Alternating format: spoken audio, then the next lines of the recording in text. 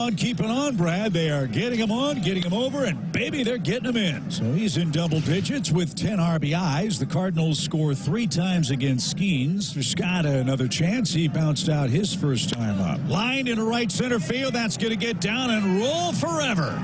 All the way to the wall. 2-run score. Victor around second. Sheds the helmet, thinking about 3. Here comes the throw. It's late. It's a triple, and the Cardinals strike first. Smoke toward right. Walker on the run. He reaches up and hauls it in. A terrific running catch for Jordan Walker. And the Cardinals have their first road win and their 3rd victory over Paul Skeens in Pittsburgh tonight. Tough pitcher, and I felt like we just continue to grind. Victor there with a big swing. Donovan took some really good swings off of him, but we just didn't give in, and that's tough to do against an arm like that. But I continue to like the way we're approaching our bats. Just really, really good. So it just did a lot of little things well, and it adds up, especially against someone like him. Alongside Alex and T-Bone on BK, that's what it sounded like last night on FanDuel Sports Midwest as the Cardinals get back into the positive side of the ledger. 5-3 win against the Pittsburgh Pirates. Alex, I no longer really have questions about this offense. If you can do that against Paul Skeens and it's not an outlier performance, it's not one of those things where it's like, oh, well, why you can do it against Paul Skeens. Why can't you do it against a team's number 5 starter that we've never heard of that was a lefty? Because that checks out. That used to be this Cardinals offense as recently as, check notes, 5 months ago. That's no longer the case, man. They're doing this consistently here. They are now 11 games into the regular season. Fun with numbers. They've had at least 9 hits in every single game so far this year. Every single game so far this season. And they have scored at least 4 runs in 11 consecutive games now. It's the first time they've done that, regardless of if it's at the beginning of the season, middle of the season, whatever. Just at any portion of the season since August of 2021. It is only the 4th time that the Cardinals have scored 4 or more runs in 11 consecutive games since 2005. Alex, the Cardinals had some great offenses in that stretch. 05 to now? I mean, that includes like almost the entire era of Albert Pujols here in St. Louis. So we are watching a consistent lineup. We are watching a lineup that has now produced against Pablo Lopez. They've produced against Paul Skeens. They've produced against, yes, the great Yusei Kikuchi. They've even produced at times against some of the better relievers that they've gone up against. So I was optimistic about this lineup. I thought they could potentially have some fun guys in it. I didn't see this coming. They look like a top 10 offense in the sport right now. What have you made of what we have seen early on? It is early from this Cardinals lineup. Yeah, I mean, we can keep saying it's early all we want, but a lot of these guys are carrying over what they've done in spring training. Like Victor Scott, for example. He crushed the ball in spring training, and now he's still doing it. I mean, yes, it's early. Yes, things can fall back down to earth, but I'm not denying the offense any longer. Like, this is a really good offense. This is going to be an offense that will be the upper half of the league all season long. Wonder if it could be top 10 in a lot of categories moving forward. And they've got everything you need. They make contact. They're not scared at the plate with their approach. They can get on base. They work the pitchers. They have the power. They have the speed. It's just a lineup that is suffocating, it feels like, because you get through a couple of pieces, and then the next thing you know, the bottom of the order can hurt you. And this is what we talked about at the beginning of the season, BK, where I said, man, I'm actually more excited about 5 through 9 with that batting order than worrying about like 1 through 3. Because when you got Victor Scott and you've got Jordan Walker and you got Ivan Herrera, you're thinking like this could be really dangerous.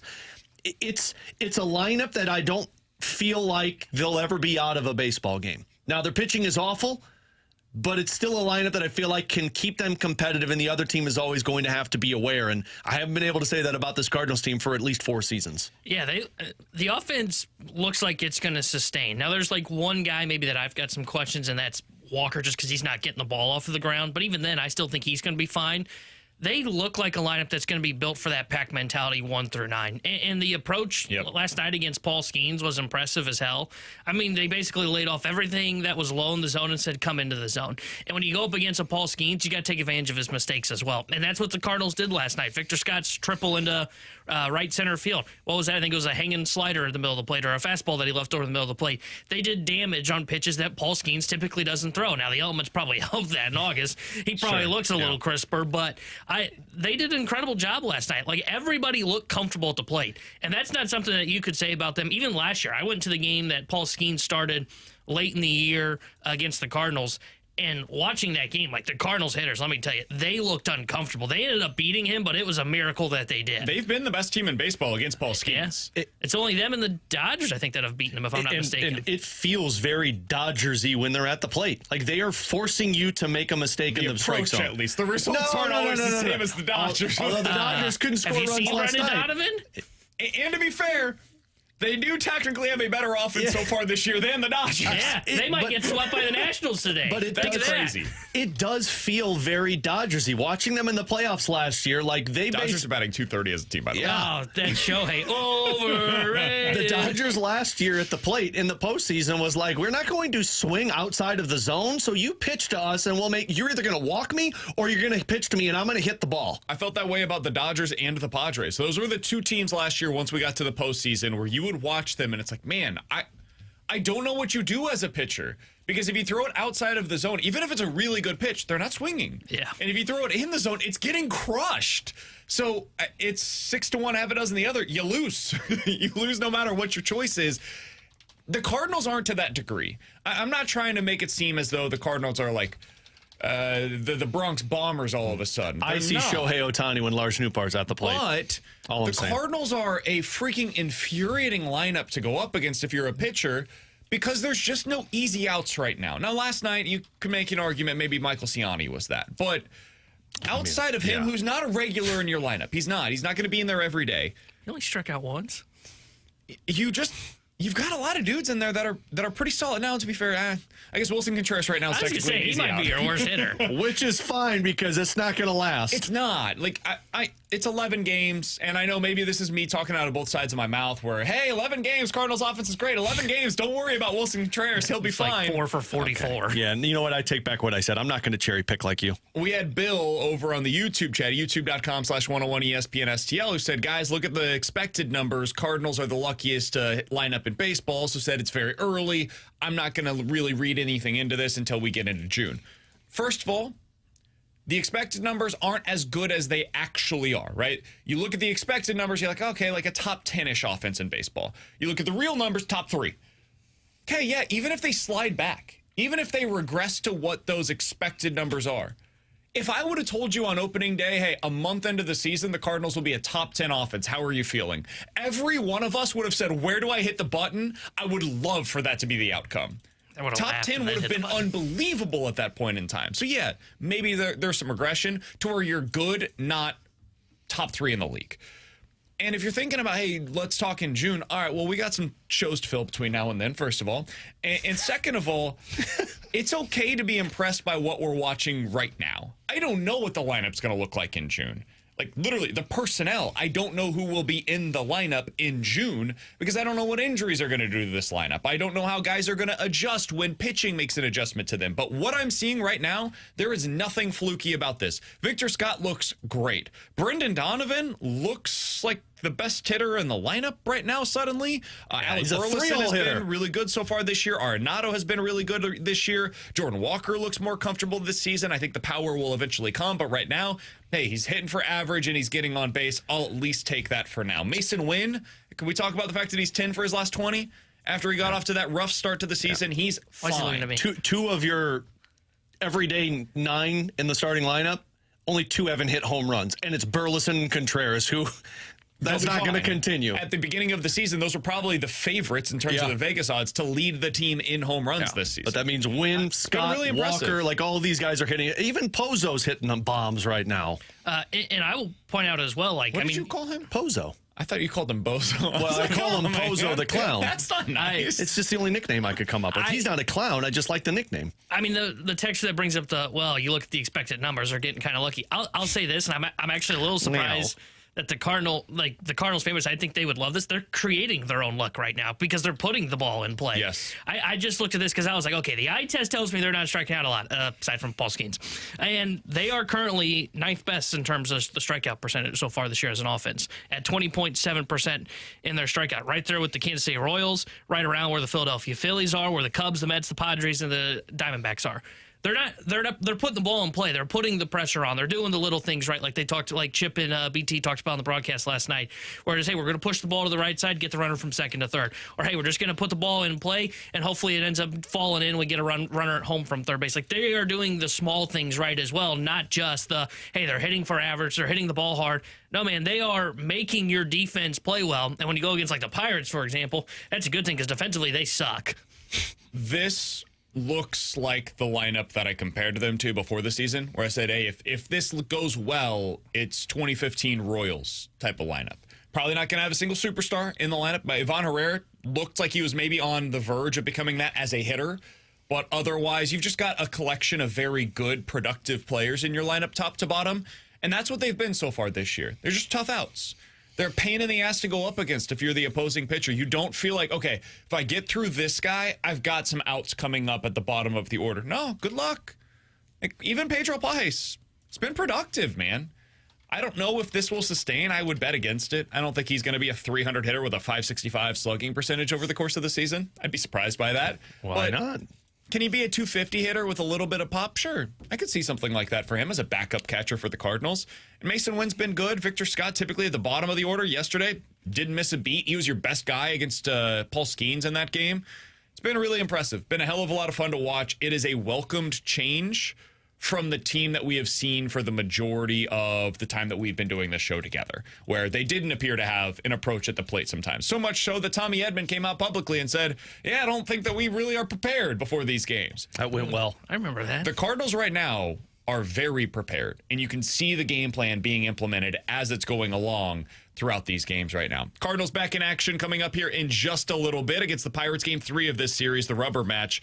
It'll be Eric Fedde against Mitch Keller. This is a game that you'd really like to see Eric Fedde get going in. We'll talk about that coming up next. We'll hear from you as well. 314-399-9646 is the Air Comfort Service text line. The YouTube chat is off and running at youtube.com/101ESPN-STL. Liam McHugh of NHL or TNT's NHL coverage will join us in about 15 minutes. But next, we got to talk about Victor Scott. We've referenced him a few times. This guy looks awesome. Like I told you guys he would all along. We'll tell you that next here on 101 ESPN.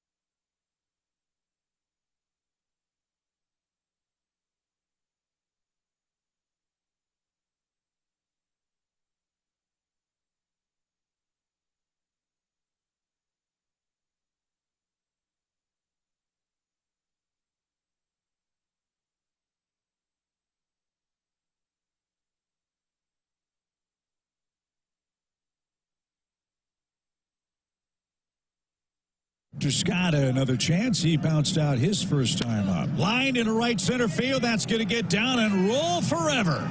All the way to the wall. 2-run score. Victor around second. Sheds the helmet, thinking about 3. Here comes the throw. It's late. It's a triple, and the Cardinals strike first. In the air, left center field. That is going to get down in front of Tommy Pham. Scott turning and burning. Heading for 2. Throw to second is going to be late. A hustle double for Victor Scott.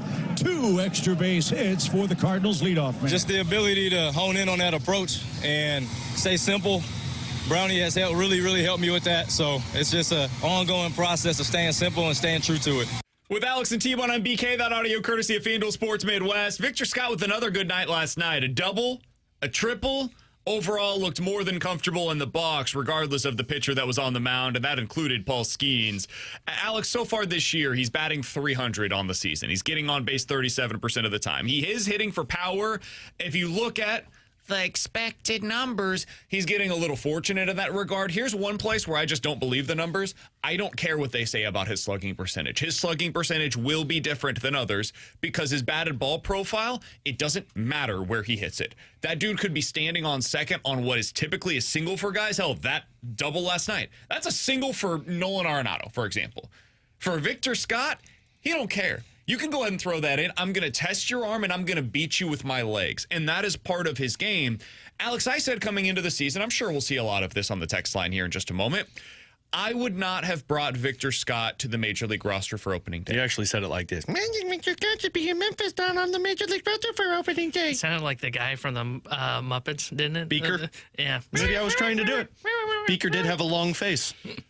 R.I.P. to the Muppets at Disney World. All gone. No, they're bringing it back, man. Okay, good to know. So Victor Scott Side note. has been impressive, and I didn't think he should be on the opening day roster. Both those things can be true, first of all, and also this potential that we're witnessing right now is why I didn't want him on the big league roster. Now, that sounds like a backhanded thing to say. I didn't want them to put him into a situation where he was going to fail. I didn't know if he had this kind of production right away. I was also nervous about them not finding out about Nolan Gorman early this season. Well, guess what happened? 2 things happened. 1, injuries, where Ivan Herrera is now out of the lineup, and Nolan Gorman is out of the lineup because of injury issues. And 2, Victor Scott's just flat out been better than I expected him to be. And sometimes it's okay to just admit defeat on things. I admit defeat on this dude. Victor Scott is better, quicker than I expected. The spring training stuff that we saw, there was nothing fluky about it. He is a different hitter today than he was at this point last year. He is consistently finding ways to help this team win baseball games. One night, that's defense. He's one of the best defenders in center field in Major League Baseball. That was not the case last year, man. His jumps were not very good. And now he's got the speed to close on stuff. The balls that he found in left center field at Fenway, dude, there's like 5 center fielders in Major League Baseball that catch a couple of those, and he's one of them right now. So he's doing great defensively. He's already up to 4 stolen bases this year. He had 5 in 53 games a year ago at the Major League level. And if you just look at the way that he's hitting the ball, he's taking his walks, he's got a clear approach at the plate. He's been great for the Cardinals so far this year. What has he done to open your eyes, Alex? I mean, he's become one of those complementary pieces that you need to win the World Series. Now, I'm not saying this team's winning the World Series because of Victor Scott. No. Calm down over there, T-Bone. We talked about Nootbaar yesterday, and I said that's the type of guy you need to find out if you have. Now you've done that with Victor Scott. And the biggest reason during spring training that I said this guy needs to be on the roster is, what are you telling your other guys that go into the offseason that know they need to make changes to their game and do make those changes, implement it in spring training, and say, hey, you were one of our best hitters, now go back to Memphis? No, you give him the opportunity to start at the Major League level and see if it translates over. You were right, and they were right. And you know what this does to all of the other minor league guys and all of the other guys? If I showcase that I can make changes to what the Cardinals want me to do, I'm going to be a big leaguer. And you're dangling that carrot in front of these guys. Victor Scott is he's the poster boy of this now for the Cardinals. So this is why he is so important. Like, you're invigorating all of these younger guys now because Victor Scott is a catalyst for it. So good word. That felt like a shot. Like, No, I'm really. not smart enough to use big words. That. You've reinvigorated this lineup. Did you feel I it, agree T-Bone? with it. No, he's also brought the. I was impressed by the word. There are some guys that just have a different energy about them, and it's not even necessarily like personality. Right. Literally, the style of play that Victor Scott brings to the game. I mean, the guy said he wanted to be Willie McGee before he even got a taste of the major leagues. It's just fun to watch, man. It's hard not to be, as a fan, reinvigorated, to use your word. Thank you. By what you're witnessing from Victor Scott. It's him. It's Walker, it's Wynn, it's Herrera, it's Nootbaar. This is what you wanted to see. Yeah, Donovan as well, especially being a 3-hole hitter that none of us really believed in, except I know, BK, you were all aboard that train. But watching Victor Scott do it, like if I'm Jordan Walker, I'm looking at that saying, maybe I do need to listen to what the Cardinals are wanting me to try to improve on, because Victor Scott did it, and now he is a guy that's impacting these games. I think the impressive part about Victor Scott is just how much he's gone from completely outmatched at the plate and overpowered from last season to a guy that also struggled in AAA, which I think is kind of something we don't mention a lot, is, hey, he went down there. He did not play well when he got to Memphis. Went into the offseason, made the adjustments the Cardinals talked about, worked with Brant Brown, as you were saying. That's why I think Brant Brown's so impactful right now. It's impressive as hell because he goes up to the plate, man. He doesn't look overpowered. He's hitting mistakes, which I mentioned in our first segment. That's what he did in his at-bat against Paul Skeens, took advantage of a mistake.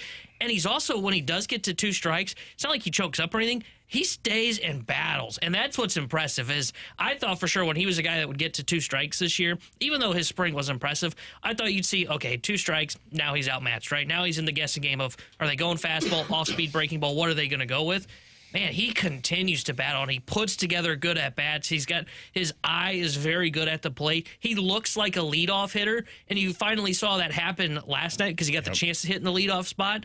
He looks like a leadoff hitter, and that is great for a guy that's going to be near the bottom of the order, kind of serving as the double leadoff for the Cardinals. So it's lefty-lefty, though, from 9 to number 1. Might have to figure that one out. The question that I've got for you. Why do you have a smirk on your face? Because last year... Do you want to send him back to Memphis? No. This is a positive about Victor Scott. Last year, he looked completely overmatched. Now, some of this is like he legitimately needed development. He needed to change things. Also, the pitching or the hitting staff did not know how to do that a year ago, it seems. Now they did because they hired Brant Brown, who's in place. And we pushed back on the idea of like, yeah, this is not all the hitting coach's fault. Like sometimes the personnel just isn't it. Dude, the personnel sure looks different this time around. Yep. These are one of those instances that it was the hitting coach. Like, is it that simple? Yeah. Did they just have the wrong guy in charge of their hitting approach for the last couple of seasons? Because their minor league system... Everything suggested this is what these guys should have been. Jordan Walker should have become this. Victor Scott should have been this. Mason Wynn should have been this. This is what all of them should have looked like. And for whatever reason, they would produce in the minor leagues, they would get to the major league level, and then it's just gone. Like they're not good hitters anymore suddenly. Was it time? And this was always going to happen. And whether it was Brant Brown in place, or it was Jeff Albert in place, or it was... What's the gentleman's name from a year ago? Why am I already forgetting? Turner Ward. Turner Ward in place, whoever it was. He's still here. They were always going to hit, or is this truly a, hey, man, they got the right hitting coach in place, and that's what's changed things I think they got the right hitting coach because they've changed their approach a little bit. Like these guys last year weren't waiting on pitches on the outside. They were swinging. And sometimes it really is the messenger. Sometimes it really is the guy that has the voice in the room that's trying to explain things. And whether the players don't want to listen to it or the players know that the message is not going to work, well, you tune out of it. So, yeah, I think this was more of a hitting coach thing than a personnel thing. Yeah, I think it is the hitting coach. I go back to what Walker said at winter warmup, and I remember him saying, yeah, I've been working with Brant Brown. He was all excited, and he goes, we're getting back to what made me, me. And I think what it is whether it's not so much what those guys are doing at the plate that leads to their success, but it's more of Brant Brown getting across the message of, here's how we're going to go through this at-bat. I think some of the stuff that Turner Ward wanted to do was more of, okay, well, let's change the stance. Let's lower the hands, or let's kind of go with a closed approach here and see if that helps us lift the baseball. I think now it is more about, hey, you get comfortable in the batter's box. You do your thing. Let's just come up with a game plan that we're going to work with. And I think that's been the biggest change. And you know who else is hitting that we're not talking about, who left St. Louis, by the way? Paul Goldschmidt.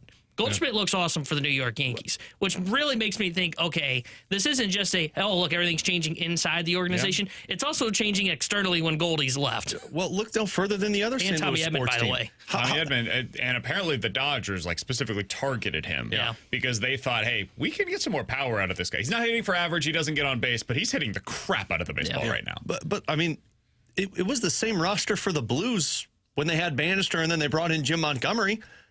And, I mean, there were people that saying it's not the coach, you got a bad roster. All right, look, I apologize for that already. Well, don't bring it back up. Don't say it, T-Bone. But they bring in Jim Montgomery, and then all of a sudden, boom, Dylan Holloway, 70-point player. Boom, Zach Bolduc, 20-goal scorer. Like, sometimes it really is the person that's in charge. It's just not the right match. And you got to go get the right match, and Brant Brown seems to be it. Brian Crawford on the YouTube chat, youtube.com/101ESPN-STL, makes the point that I would probably make. Like, I do think there's a lot to the hitting coach side of things. I probably didn't give enough credence to it a year ago. We talked about, hey, if you're going to make the move, now is probably the time to do it last year. So we did talk about it, certainly. But I thought it was more personnel, honestly. He says, not taking away from what Brant Brown has done, but it could be both time and the coach. I think that's probably true. I think Walker needed to fail. He needed to become a little less stubborn. I think Mason Wynn, for him, it was literally just time. It didn't matter, the hitting coach, apparently. And for Victor Scott, I think he needed to come up here and fail. Like, he had that big leg kick, and the timing was off, and now he's into more of an athletic position. Maybe he needed to fail at the big league level before he made the adjustments that were necessary. And he's talked a lot about how he's become more a student of the game because of the failures from a year ago. Maybe that becomes more of a sustainable approach for him because he got his teeth kicked in his first opportunity at this level. And some of it is almost certainly they've got a better approach. So you add both of those things together, the player is ready to meet the coach where he needs to be, and also the coach has the information that is necessary for the player.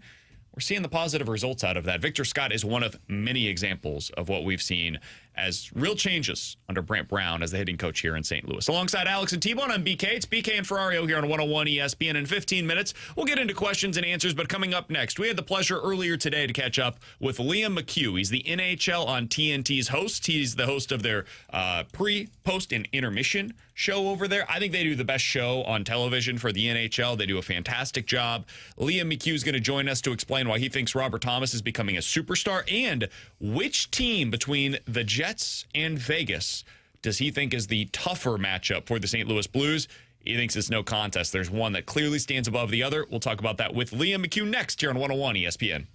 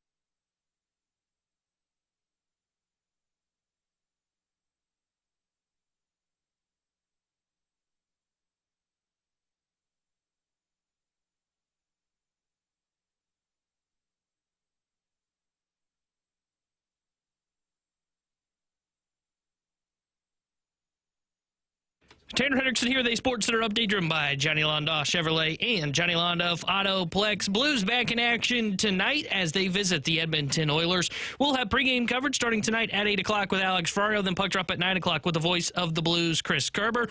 And Cardinals looking to avoid being swept today against the Pittsburgh Pirates as they just started it, and they are in the top of the first, tied at 0. Mitch Keller's on the mound for Pittsburgh. Eric Fedde will be on the mound for St. Louis. And we'll keep you updated on the Cardinals game throughout the day here today on 101 ESPN. This Sports Update is driven by Johnny Londoff Chevrolet and Johnny Londoff Autoplex.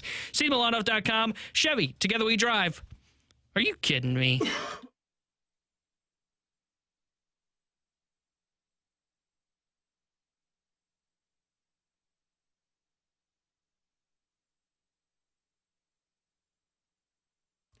Welcome back to BK and Ferrario here on 101 ESPN alongside Alex Ferrario and Tanner Hendrickson. I'm Brandon Kiley. We are happy to go out to the Callier and Thompson hotline to be joined by Liam McHugh. You can see him on TNT. He'll be part of the desk tonight, post intermission for the St. Louis Blues versus the Edmonton Oilers. Liam, we appreciate the time, man. Finally getting to the final week of the regular season. How you doing?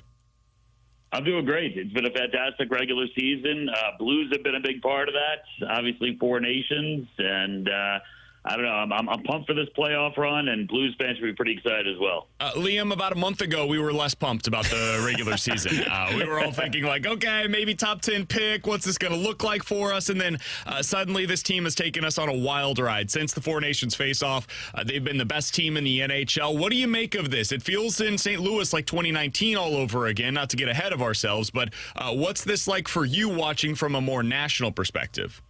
I think those are the vibes that, we feel. The guys at the desk, they look at it and, even from the off-the-ice stuff, right? From Play Gloria to Joe Boo, from, Jordan Binnington being sort of an unknown and then burst into the spotlight and having such a magical run. And then this year, Jordan Binnington, let's be honest, like all the talk in Canada was how bad their goaltending was going to be at 4 nations.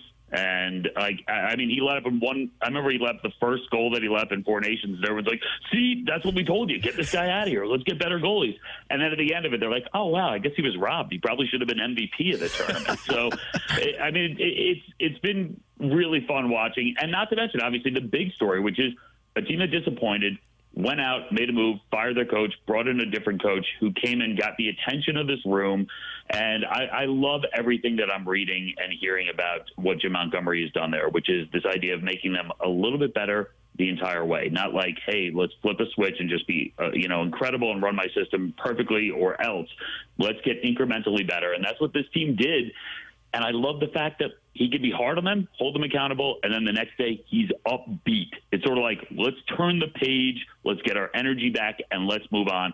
Everyone's bought into that. Certainly the job Doug Armstrong has done there, reading the team, not making certain moves. Let's be honest, we thought a lot of these guys were going to get dealt at the deadline. They did not. He kept these guys together, went out, got Fowler, did his moves in the offseason with some offer sheets, and it has been magical. And, man, I can't wait to see who they play in the playoffs, and whoever they play is not going to be happy about the fact that they're playing the Blues. Liam, on Jim Montgomery, I think we hear so many people say, like, wow, Jim Montgomery has gotten these guys just in a different realm when they're playing. And part of me is like, that shouldn't surprise anybody for what he did in Dallas when he took over immediately, for what he did in Boston in those first couple of years. But when you see a Jim Montgomery with this Blues team, what stands out to you? I think when I looked at some of those teams, I automatically assumed, I think I thought those rosters were better. And I may have been wrong. Because I think there's a chance that I underrated some of the guys that, let's be honest, Blues fans were hoping would be cornerstone players, which certainly Robert Thomas and Jordan Kyrou. They played better. He's gotten the most out of them. And certainly Robert Thomas, to me, that's the one that really stands out, because the numbers that he's put up since 4 nations are astounding, right? They are McDavid-level numbers, which is something that you dream about as a player to maybe put up for like a week in your career. And he's done this for, what's going on now, a huge chunk of the season. He has been the best player, arguably the best player in the NHL since the 4 nations. And I'll say this, he has definitely been the most consistent offensive generator in the NHL since then. So he has reached out. He has gotten the best out of Robert Thomas. He is getting the best out of Jordan Kyrou, and he's making a team work and, I don't know, just believe in itself in a way that I didn't think was possible. I think I looked at the Dallas teams and the Boston teams, and I saw a roster that was built to win right then and there. And I believe that. And so he comes in and he gets the most out of a roster. He gets what you should get out of those rosters. To me, he's getting more out of this roster than I expected. I don't know.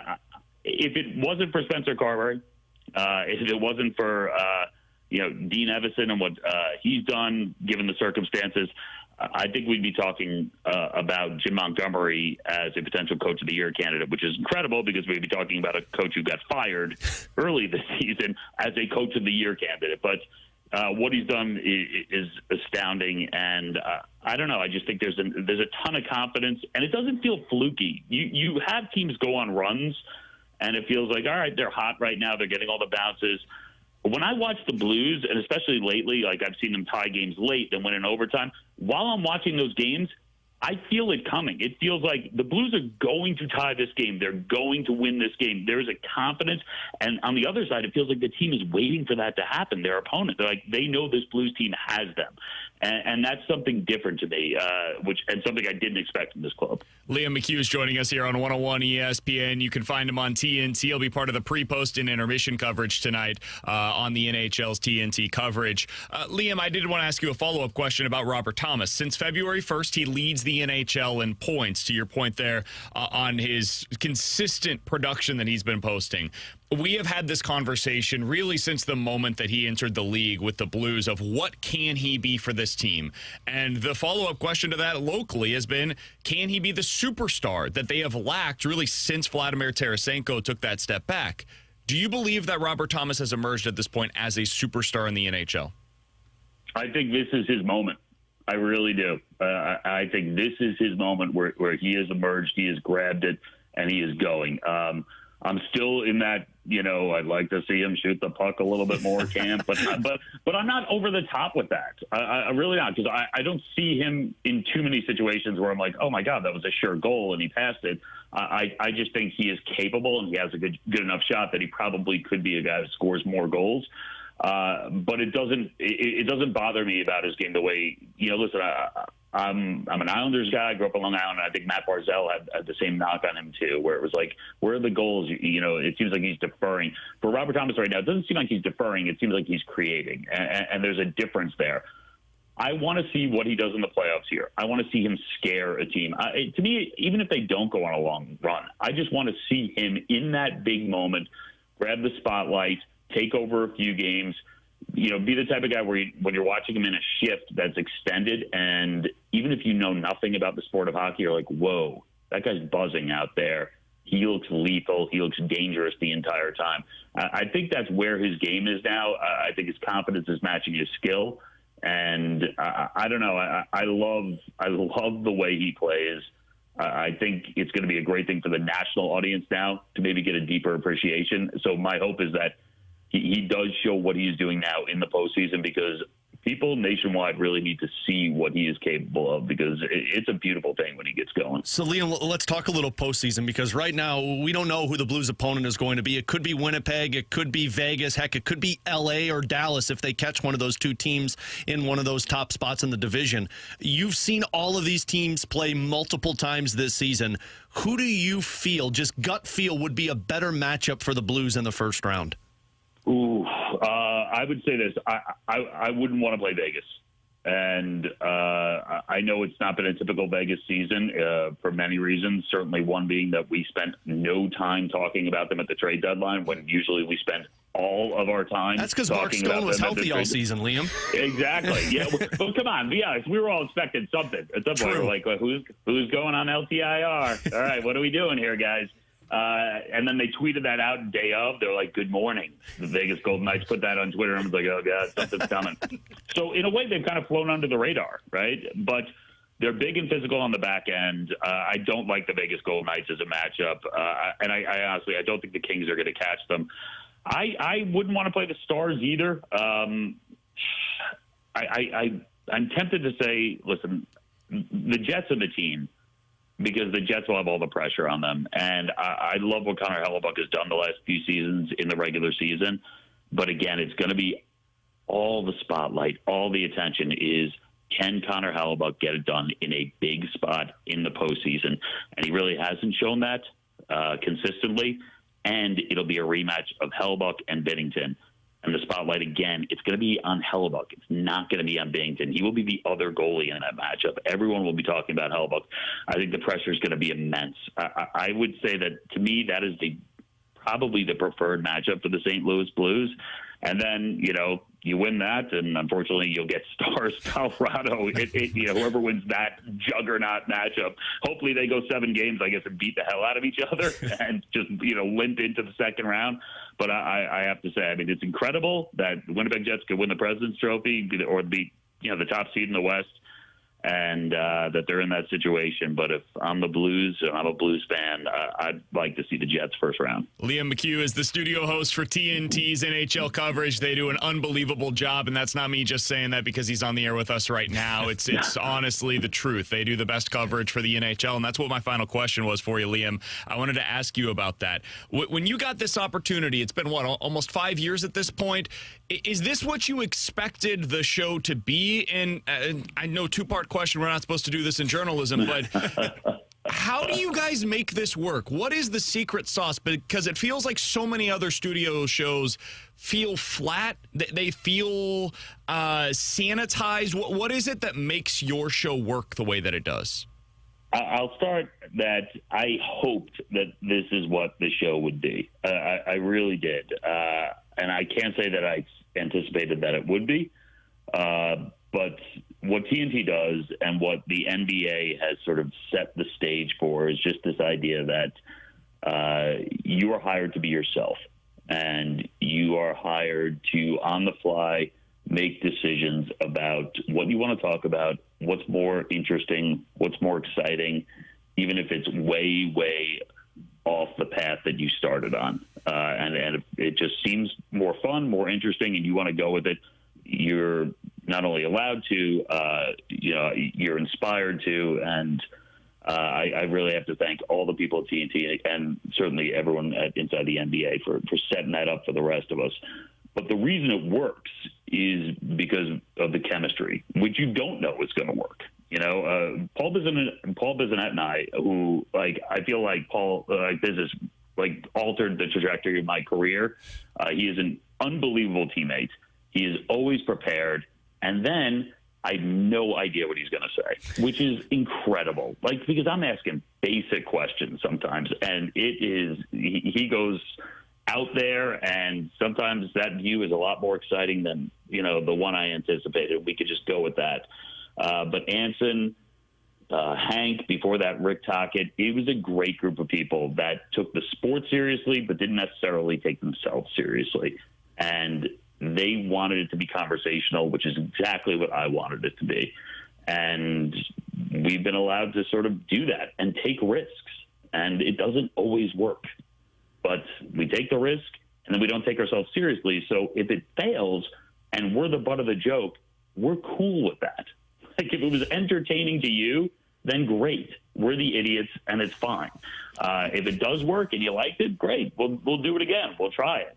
And, we have the leverage, or, we have the ability to do that. And I don't know. It's been kind of a magical ride, and I hope people like it because, to me, it's the way, if I was with my buddies hanging out watching a game, this is the way I'd want to be talking sports. And there just happens to be a few more graphics and a little bit more video involved than commercials.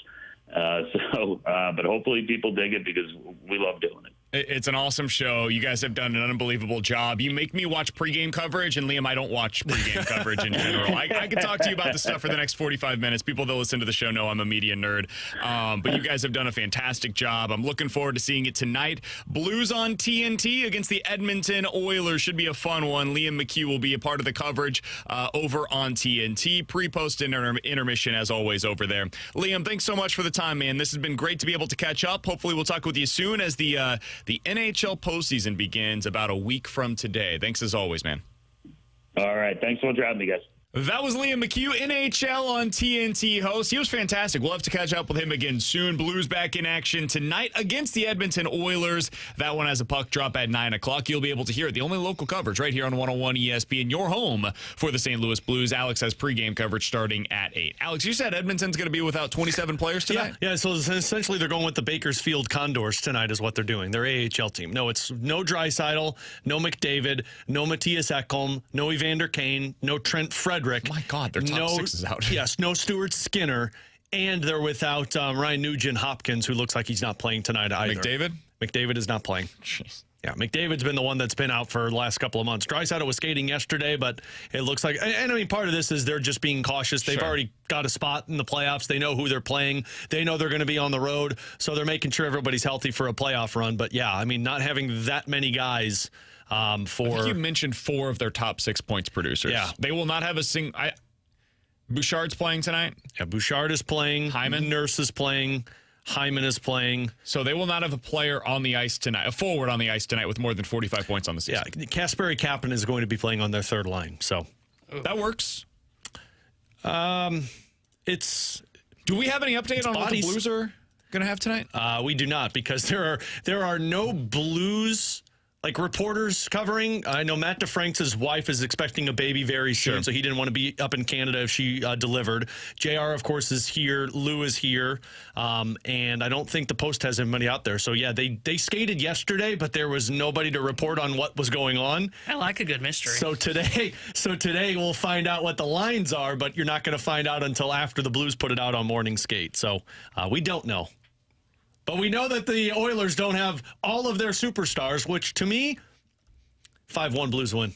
Love to see it. That's Alex. He's T-Bone. I'm BK. We'll talk more about that coming up later on this afternoon. If you guys want to get involved in the show, 314-399-9646 is the Air Comfort Service text line. And the YouTube chat is available for you as well. YouTube.com/101ESPN STL. We'll get into questions and answers coming up next here on BK and Ferrario.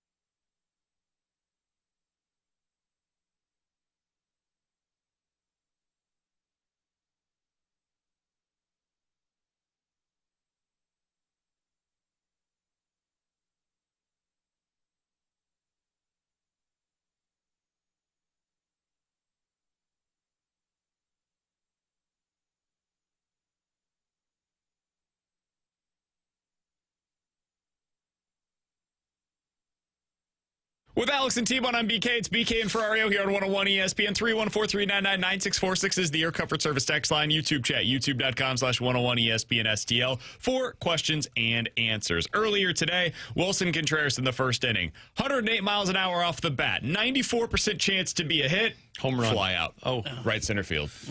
You hate to see it. Victor Scott, though, in the last inning, hit a single, 99 miles an hour off the bat, then stole second. He has now matched his number of stolen bases from the 2024 season. He has done so in the first 12 games of 2025. And the Cardinals struck out with runners in scoring position. T-Bone 3, Victor Scott the second, 40 stolen bases. How you like that? He might. Yeah, That might be low. Yeah, I was saying it might be 50. Come now, guys. I mean, 70. 7. Oh, wow. He's Dude, gonna he be has up. 5, and they've played 12 He's gonna be up games. there with Ellie De La Cruz. Sure. I mean, why not? Dream. Okay, I will. Why not? Let's send him back to Memphis. Last night on MLB Network, they said he's a combination of Ray Lankford and Vince Coleman. Does he have Awesome. the power to Ray Lankford? I mean, no. That was good. No, Lankford was a middle of the order bat. He's getting there. He's young. Oh, okay, yeah. You'll bulk up. Ray Lankford. Go into the Wilson Contreras offseason mode. Ray Lankford, by the way, one of the all-time underrated Cardinals. Oh, yeah. A consistent 20 to 25 home run hitter. He was just a bad 90s era. Yeah, I know. But yeah, based on his era, he was like a 20 to 30% above league average hitter. Imagine these numbers in 2025. 40 doubles, 20 homers, 86 ribbies, 40 stolen bases. Pretty good. Now imagine these ones. 36 doubles, 31 homers, 98 ribbies, 20 stolen bases. 295 average, an OPS of 1,000. How many stolen bases did you say? 21. Oh, that was a little. That was his less than- 1997 That one where you said where he had what, 40? 30. Are you talking about the other? Yeah. 40 doubles, 20 homers? Yeah, what were his stolen bases that year? 42. Yeah, I mean that's outside a little bit more power would be needed. That's like Ronald Acuna. It's pretty good. That's insane. He was a stud. Pretty good. And based upon his era, he was like 40% above league average. Brandon wanted to send him back to Memphis. So that was Ray Lankford, and Victor Scott's been very good so far for the Cardinals. All right, from the 314, Alex, I think this is a really fun question. If you could insert anyone from the 2019 Stanley Cup team on this year's team, who would it be? Alex Pietrangelo. It's got to be it, right? Yeah, I mean, my right side is now elite in terms of Pietrangelo, Parayko, Broberg, and Fowler. Can I give you a different answer? You can. I'll probably say no. I think it's wrong. I think Alex Pietrangelo is the correct answer. O'Reilly? Third line center Ryan O'Reilly? I wouldn't be opposed to it. I mean, if you can be elite down the middle, you're in a great position. I think with the absence of Dylan Holloway, I'd be more likely to say a Schwartz than an O'Reilly. But I can understand that. I mean, you got to be elite in a couple of areas in the playoffs. You have to be elite down the middle and center. You need to be elite on the defensive end or elite in goaltending. You got to be one of those three. I could also make the argument for Vladdy, right wing, third line. Yeah. Have him with Bolduc on that. He'd be second line now because of the Holloway injury. Well, no, Kairu's on the right, but you'd be probably top line with Thomas and Buchnevich. Oh, yeah, there you go. And Snuggerud goes on. And then Snuggerud goes to the second line with Kairu and Chen. So, yeah, I mean, I would go. I just think defense is more important than offense in the postseason, especially when you're talking about 2-1 games, 3-2 games. And you heard what Liam told us, like Vegas is big on their back end. I would just go towering players. I mean, if you put Petro on the right side, your top four, the smallest guy is Cam Fowler, who I think is 6'2". Yeah. Where would Bomeister rank on that list? I just think you have such depth on the left side. Yeah, I'm good on the left side. It seems odd to say, but I mean, I think Fowler plays similar defensively to what Bomeister was, and I think Broberg is better than what Bomeister was. Yeah, the gap is just more narrow than it is to go from like Oscar Sundqvist to Ryan O'Reilly or Matthew Joseph to whoever the winger is that you want to insert into the lineup, as opposed to like Cam Fowler to Jay Bow on the third pair. I mean, that'd be pretty damn good. I think I'm looking at replacing two holes, and it would be Matthew Joseph / Dylan Holloway and then Justin Falk. Yeah. Those are the two areas that I'd be looking at. All right, from the 314, who's your biggest buy low on the Cardinals right now? If you could buy low on any one player, who would it be? I'm going to eliminate Wilson Contreras because I think he's the obvious answer to this question. Would Ryan Helsley be buying low? I think he's in the same boat as Contreras. I think buy low has to be a guy that you just don't believe. Who? Gorman? I mean, he's hot right now. He's hurt. He's hurt right now. Yeah, but he was playing well. I wouldn't say that's a buy low. I think that's still a buy low because you don't know where his playing time's coming from. I mean, and whether he was playing well or not, it was what, 3 games, 4 games? I would say Burleson. Burleson hasn't really gotten it going yet so far this year. He'd probably be my buy low candidate. Yeah, maybe. I don't even think you could do an Arenado. No, he's hot. Yeah, I do Libby. Clip that. Yeah. Is he low? I think so. yeah, oh, yeah. Hey, 580 Ferrario, already. hold on. Ferrario, how you feeling about Liberatore? It's terrible. Thank you. Even though you guys are like, he was fine against Pittsburgh. He was the second worst hitting team, and he gave up 4 runs. I'll give you another one. Ryan Fernandez. I think he's going to be fine down the road. That one I would not buy any stock in. He was really good for the Cardinals last year. That's Now, fine. he's a reliever. Yeah. That stuff goes quick, but he was legitimately excellent for the Cardinals last year. He had a couple of moments where it didn't look great for him. We've seen 5 appearances, like 2 of them have really gotten out of hand. I think he's going to be fine. So that would be, if I was really buying low on somebody, Fernandez is probably my answer. I don't trust bullpen arms. Gallegos was really good one year, and then the next year he was the worst pitcher on the team. Great for 5 years, but yeah. I'll say he was like one of the exceptions. Quick. Yeah. Totally. Fernandez is a good one. I was trying to think like in the minor leagues who would be somebody like. It's hard to like even say I would buy low on like Matthews or McGreevy just because I don't know when you're going to see them. You know, so I wouldn't want to do that. Would you buy low on Sajacy? Yeah, but like he's probably going down when Gorman's back, so that's why like Not I probably. could get the argument for because he's looked pretty good since he's been Pozo. up here. Oh, yeah. That's how you buy low on. Last one here. Guys, are you Ferrario going to be goes doing down. your Ring of Trust this year for the bullpen? It is the Circle of Trust, and we absolutely are. That's coming up in the 1 o'clock hour later on today. With Alex and T-Bone, I'm BK. It's BK and Ferrario here on 101 ESPN. In 15 minutes, we'll play a game of More Likely to Happen. You guys give us 2 scenarios. We'll tell you which one is more likely. But next, how do the Cardinals handle this Miles Mikolas situation moving forward? I thought Ollie had some interesting comments on that yesterday. We'll let you hear him next here on 101 ESPN.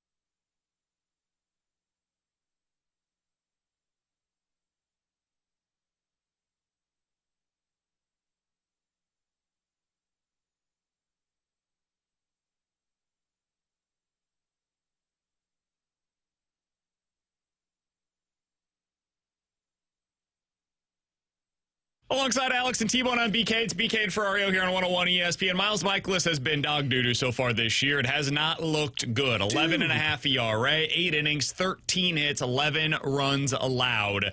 And the manager yesterday, Alex, was on with another show, the Gas House Gang, and he talked about Miles Mikolas and what the plan is with him. And they asked a direct question. I respect it, honestly. They said, hey, if you could, maybe go out and consider Michael McGreevy, whether that means putting Miles Mikolas into the bullpen or DFAing him. Like, do you consider making this move now? Here's what the manager had to say. You got to remember you're 10 games into the season. Okay. Did that look anywhere close to what we needed? No, that wasn't good enough. But just remember, you're going to use 10 to 12 starters this year. And the sooner you start tapping into some of those guys in Memphis, you will run out of depth. And then guys won't be stretched out when you do need them if you put them as a long guy. So you're going to have to think through that a little bit. Down the road, is that an option? I can't say that it's not, but we're 10 games in. It's going to have to look better than what it looked like in Boston. They took some really good swings against him. He executes pitches. They still put him in play. And he's relied heavily on balls being at people. He's not a swing and miss guy. He never has been. He's going to pitch to contact. He has to pitch more chase locations. I get all of it. So we'll continue to think through that, but it's not as easy as, hey, flip him for a young guy and see what we got, because you will run out of depth when you get into June, July, and you really need some other guys to step in. Alex, what do you make of that explanation? I agree with him, and he's right. It's what we talked about. I didn't like the fact that Michael McGreevy wasn't a part of this roster at the beginning of the season, but I understand the reasoning behind it. And he's absolutely correct. If we're talking about get rid of Mikolas, bring McGreevy up, you might lose McGreevy by June, July, if you're putting a young guy into the rotation right away and start relying on him to give you innings. So, or maybe more likely, you end up like one of these other guys goes down, and now you have McGreevy zero is no depth. longer there to backfill. And let's say that this starts 2 weeks from now, right? Now Steven Matt's not built up to be a starter any longer. Who's the next guy up? You're going to it's Gordon Roberse, who we saw on Sunday and looks terrible. Like that's not a great option Drew either. Rom. So yeah, I mean, I get it. And the reason we're all so antsy with it is because the offense actually looks good, to where it's like, fix the pitching problem. It's bad. Get rid of Mikolas. Mikolas has to pitch for the next couple of months because you need the innings. You need him to be better, no question about it, but you can't rush the younger players. We complain so much about how the Cardinals rush guys to the big leagues. They're not doing that. They're trying to avoid that right now, and I can't blame them for it. As much as I hate it, I can't blame them for it. The Cardinals need Miles Mikolas to be what he was like the second half of last year. After June, Mikolas was not good. I'm not going to sell you on that. He had a 5 ERA. But in his last 20 starts, he went more than 105 innings. He was consistently going about 6 on average. And here are some of the runs that he gave up, Alex. He did have one legit blow-up game, but beyond that, 2, 0, 1, 4, 2, 0, 2, 3, 4, 0, 4, 3, 2, 1, 3. Dude, you can live with that. And then there were a couple of outlier games where he gave up 5, 5, 6, 10. That sucks. That's a 5-starter. That's what you live with. Like, there are a lot of teams across Major League Baseball that if they can get that out of their number 5 starter and they're getting the innings that he gave them consistently, you'll live with it. It projects to 180 innings over the course of a full season. That's a really solid, in fact, number 5 starter. What they have been getting so far this season, though, is unacceptable. Yeah. That you can't survive like this. Whether it's your number 5, your number 1, somewhere in between, this is not an acceptable way for the Cardinals to continue to operate. So I totally agree with Ollie. I do think that you have to continue to see this thing through. You made your bet on this in the offseason. Now you're here. If they wanted to go a different direction, what they should have done is DFA Mikolas in the offseason, go sign somebody like a Kyle Gibson to take that spot in the rotation, and then you've spent an extra $5 million to solidify what you had there. They were never going to do that, so here we are. Now you've made your bet, and you've got to get more out of Mikolas. How do they do that? Dude, I have no idea. That's what the job is for. That's what Ollie Marmol's in place for. That's what Dusty Blake is in place for. That's what the analytics department is there for. All of these dudes, they've got to find a way to get more out of Miles Mikolas. And if we get, you said 2 months from now, if we get 6 weeks from now, and it still looks like this, another 3 to 4 turns through the rotation, 5 turns through the rotation, at that point, now you've got a decision potentially to be made. Because now you're getting closer to hopefully, at least, fingers crossed, Quinn Matthews being ready. And then he becomes that 6th starter. if Michael McGreevy is asked to come up to the big league club. So I think that you have to give this a little bit more runway. That doesn't mean that I'm here caping for Miles Mikolas. What we've seen thus far has not been good enough, and everybody around the team, and certainly all of us watching, can see that. Yeah, I'll be fascinated to know how long that runway is, because to me it is not as long as we're making it out to be. I think it could be like 3 or 4 more starts, and then you may have to pull the plug. I mean, Madison Bumgarner got a pretty good contract from Arizona, right? We remember that.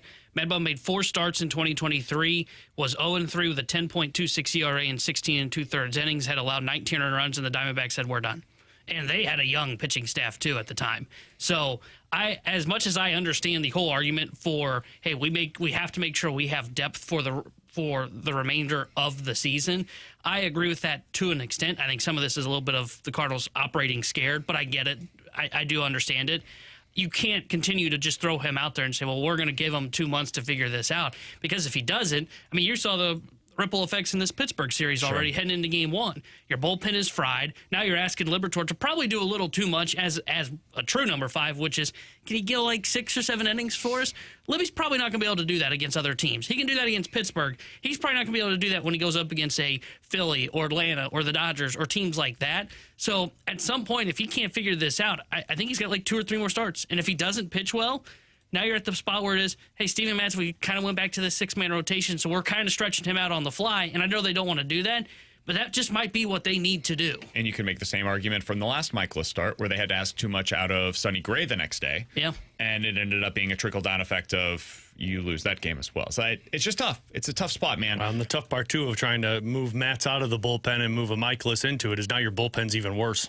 See, I don't know if I don't know if I agree with that, because what I'm saying is like you move on from Mikolas. I'm not saying you put Mikolas in the bullpen. I don't expect them to do that at all. Oh, see, I think they would be willing to, because right now he is just a negative asset. He was basically asked, all he was, about potentially putting Mikolas into the bullpen, and more or less said that's not something that's going to be in our range of outcomes. I think they're not buying out or DFAing Miles Mikolas, because I just don't see the DeWitts being willing to eat that amount of money. They got rid of Peralta. If they were willing to get rid of Johnny Peralta, they were willing to get rid of Greg Holland, who got a $10 million deal. They weren't in a financial situation like they're in right now. It doesn't matter. He's on the books no matter what. You have to pay that money no matter what. Totally. And the guy that's replacing him is not going to be somebody that comes in making $5 million. It's somebody that comes in making the league minimum. So you don't actually really change financially what you're on the hook for this year. Maybe. I just don't believe it. That's fair. I mean, they haven't earned it. They haven't done this in a while. They did end up moving on from Paul DeJong. They did eat all of the money that remained basically in that Dexter Fowler contract. They viewed the roster spot as being more valuable than Dexter Fowler, and they did that in the offseason going into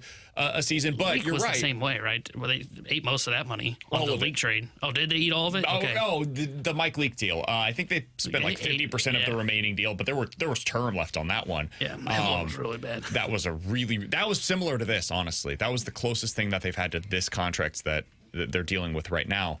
Honestly, that was probably the time where they should have learned this lesson of not paying multiple years for this kind of a contract, and then they did it with Mikolas, and they did it again with Steven Matz, but I digress. There's one other thing that I wanted to talk about here with a comment from Ollie Marmol on that show, which is he was asked about, hey, is there a way to transform Mikolas at this point in his career? We've seen some guys do this. It's very rare, though, where they're one pitcher for the majority of their career, something happens, it changes who they are, and then they have to become somebody completely different with their arsenal. Is that something that's possible at this point in his career with Miles Mikolas to unlock something within him? Here's what Ollie Marmol had to say about that. Transform this deep in your career is not the easiest thing. All right. So, that's just me being honest. Him getting to a point where he misses enough bats for it to be meaningful is going to be tough. The last 12 starts, 5 innings or less, some of those where we just pulled them after the second time through just because it's not favorable after that a lot of times. So a guy that eats innings, I hear you. Some of that has been, he's gotten beat up a little bit. Some of it is before it turns on him. We've pulled him in games where his pitch count's still down. But yeah, man, this was a conversation I had this morning with Dusty as far as man, what does that look like? What are the options on the table in order to give him a better shot at this? At some point, making a decision of if it's worth it or not. So it's tough. Last outing definitely didn't go the way we wanted. It's a great topic, one we're internally going to continue to beat up and figure out how to make him better until we're told otherwise. I wonder what you do there. If you're a coach, how do you handle this? Because it's not his job to decide what you're saying, Alex. Not his job to decide he needs to go away. No, his job is to use the roster that's handed to them and put it into the best position to succeed. Mm-hmm. And for him, Miles Mikolas is a starting pitcher right now. There's nothing he can do to get around that, because that's the roster that John Mozeliak and the DeWitts have handed to him. I don't know what you do. I don't think there's anything you can do to change who Miles Mikolas is as a starter. Part of that is because Miles Mikolas is very headstrong. Like, he will say after all of his outings, man, I was so close. I was so close. I was a strike away. And it's always the same stuff. Man, it was some soft contact. Sure, man, but it's consistently happened for 3 years now. This is no longer outlier performances. This is who you are.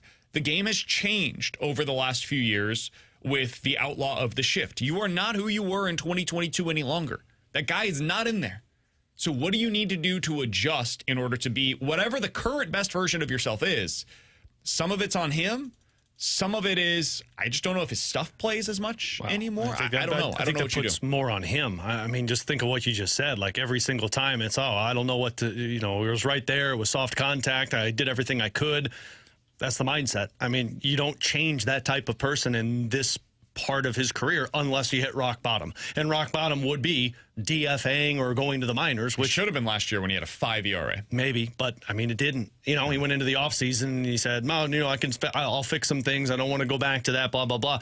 Again, it's just been that one awful start, but listen to his post-game availability after that awful start in Boston. It was, hey, I was right there. They made a couple of good swings on a couple of really good pitches. Like, no, man, they were hitting you for 100+ miles an hour every single at-bat. I would say, though, I'm with you.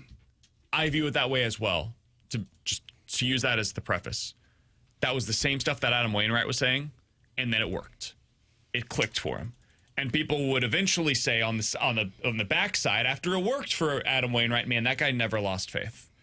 Man, that shows you just what a competitor that guy is, that he never felt like he was going to be out of it, that he always believed that he would be back on track. So, some of what makes these guys hell, Mikolas has already gone through this in his career. He did hit rock bottom. He literally had to go overseas because all of Major League Baseball told him, you're not good enough to pitch here. Go somewhere else and fix yourself. And he did. He went overseas. He ended up fixing himself. He came back and was, 6th in the Cy Young voting or something for the Cardinals when he returned, and it earned a contract extension. Does that have to happen again? It does. It does. Or he's not going to be able to be a starter anymore in Major League Baseball. And that's where I don't think last season was rock bottom. I think rock bottom has to be, you're not good enough to pitch for this team. Clearly. I mean, otherwise we would have seen more changes, or he would be better, whatever.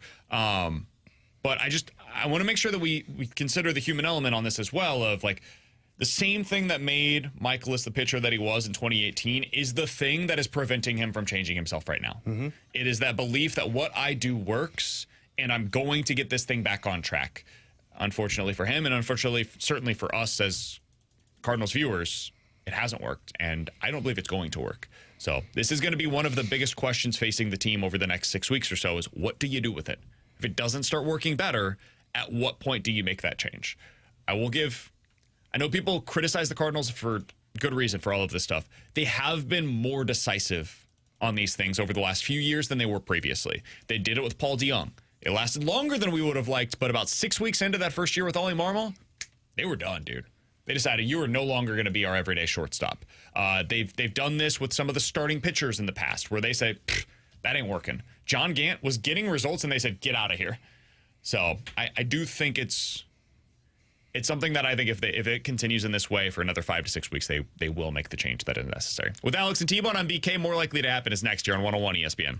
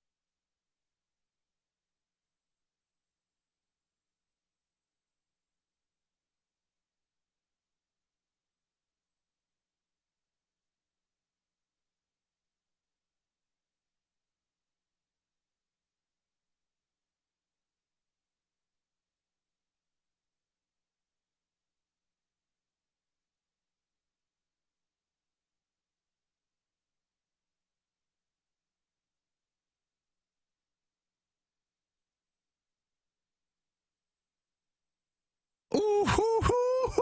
314-399-9646 is the Air Comfort Service X line for more likely to happen. You guys give us a scenario. We will tell you which one is more likely here on BK and Ferrario. All right, guys, let's start out with this. More likely to happen in 2025. Victor Scott steals at least 50 bags, or we get to the end of the season and Lars Nootbaar has 25 home runs. 50 bags for Victor Scott or 25 homers for Lars Nootbaar. I'll go 50 bags for Victor Scott. I don't think Nootbaar can hit 25 home runs. I think Victor Scott can get 50 bags if he's getting on bases consistently as he is. I mean, obviously, he's not afraid to steal. So that's an easy one in my opinion. Yeah, I think I would go Scott 50 bags. That's a lot. It is a lot, but he's got the speed to do it. Nootbaar has good power, but I don't know if we've seen him showcase to get 25 plus. And that just could be because he's never healthy, which I'm still not counting on. But I'll say Scott for 50 plus. Yeah, he had 14 in 2022 and in 2023, did those in about 110 games. Now, that would not pace out to be, obviously, 25. But if you add a little bit of pop, combine it with that, it could translate to 25 home runs. I do agree with you guys, though. I think it's 50 stolen bases for Victor Scott, which would be hell of a lot of fun to watch for the rest of the summer. Alex, what do you got for us? Guys, yesterday we had the conversation with Jeremy Rutherford, his piece in the mailbag about is the retool over, and the one premise that we talked today on the podcast about was JR's like, I still feel like a team that's coming out of a retool has one more big move up their sleeve. More likely to happen, the next big move by the Blues is signing or trading for a forward or signing or trading for a defenseman. I still think defensemen. We talked about this the other day. I don't view them as having needs for forwards. You could make the argument that they have all of their top 9 locked in, ready to go right now for next season. You don't have to make a single move prior to next year, and you'd feel at least comfortable with it. That top line is probably what it is today, with Snuggerud, Thomas, and Buchnevich, Holloway, Kyrou, and Shin on the second line, and then Bolduc, Dvorsky, and who am I missing? Neighbors is your third line. Mm-hmm. You go into the season like that, and I don't think anybody's going to be disappointed. Even if you didn't bring back Foxa, you've got Sonny dropping down to that fourth line. He's an overqualified fourth liner at this point in his career. Boom, you're good to go. Defensively, I don't feel quite as confident. You don't necessarily have somebody coming for that second pair right-handed defenseman. That's the spot that you would like to upgrade. There's no guarantee they will, but if something were to become available, that's the spot I'd be trying to upgrade right now. So I'll say defense. I'd say defense as well, because, I mean, you laid out the case for the forwards. You don't really need another one of those guys. Your top 9 is pretty well locked up. Defensively, I mean, you're looking to replace Falk's spot. I mean, that's the clear spot where you can upgrade if you're the St. Louis Blues, so I will say more likely they will look to target the defense. Add one onto it. More likely it's through trade or free agency. Probably trade. Most of the free agents are in that 30-plus-year-old range, and I don't think that's something that Doug Armstrong necessarily wants to get into yet. I don't think he's going to go out there and pay the prices that are likely to happen this offseason, given what the spike is coming for the cap. So, yeah, I think via trade. How much would you pay Aaron Ekblad if he was available? I think it depends. Am I able to get rid of the Justin Falk contract? Yeah, let's say you're able to move on from that and Nick Leddy in the offseason. How old's Ekblad? 29 years old. He turns 30 in February, so he would turn 30 in his first year with the Blues. Man, I mean, you're talking, what, $10 million? Yeah, I think you're probably talking at least somewhere between 8.5 to 10, depending on how many years he wants, which if you're 30 years old, you're probably going to want a good 5 or 6 year deal. I think I would do it. Now, mind you, he's a plus 11 this year. He's got 33 points in 56 games. Last year, he was plus 27 with 18 points in 51 games. He has a knack for injuries, but he's a right-handed defenseman. He's 6'4", 220 pounds. He's a stud. I mean, he's a stud. You don't get these guys anywhere. They don't grow on trees, and he's 29, so he's not up there in age.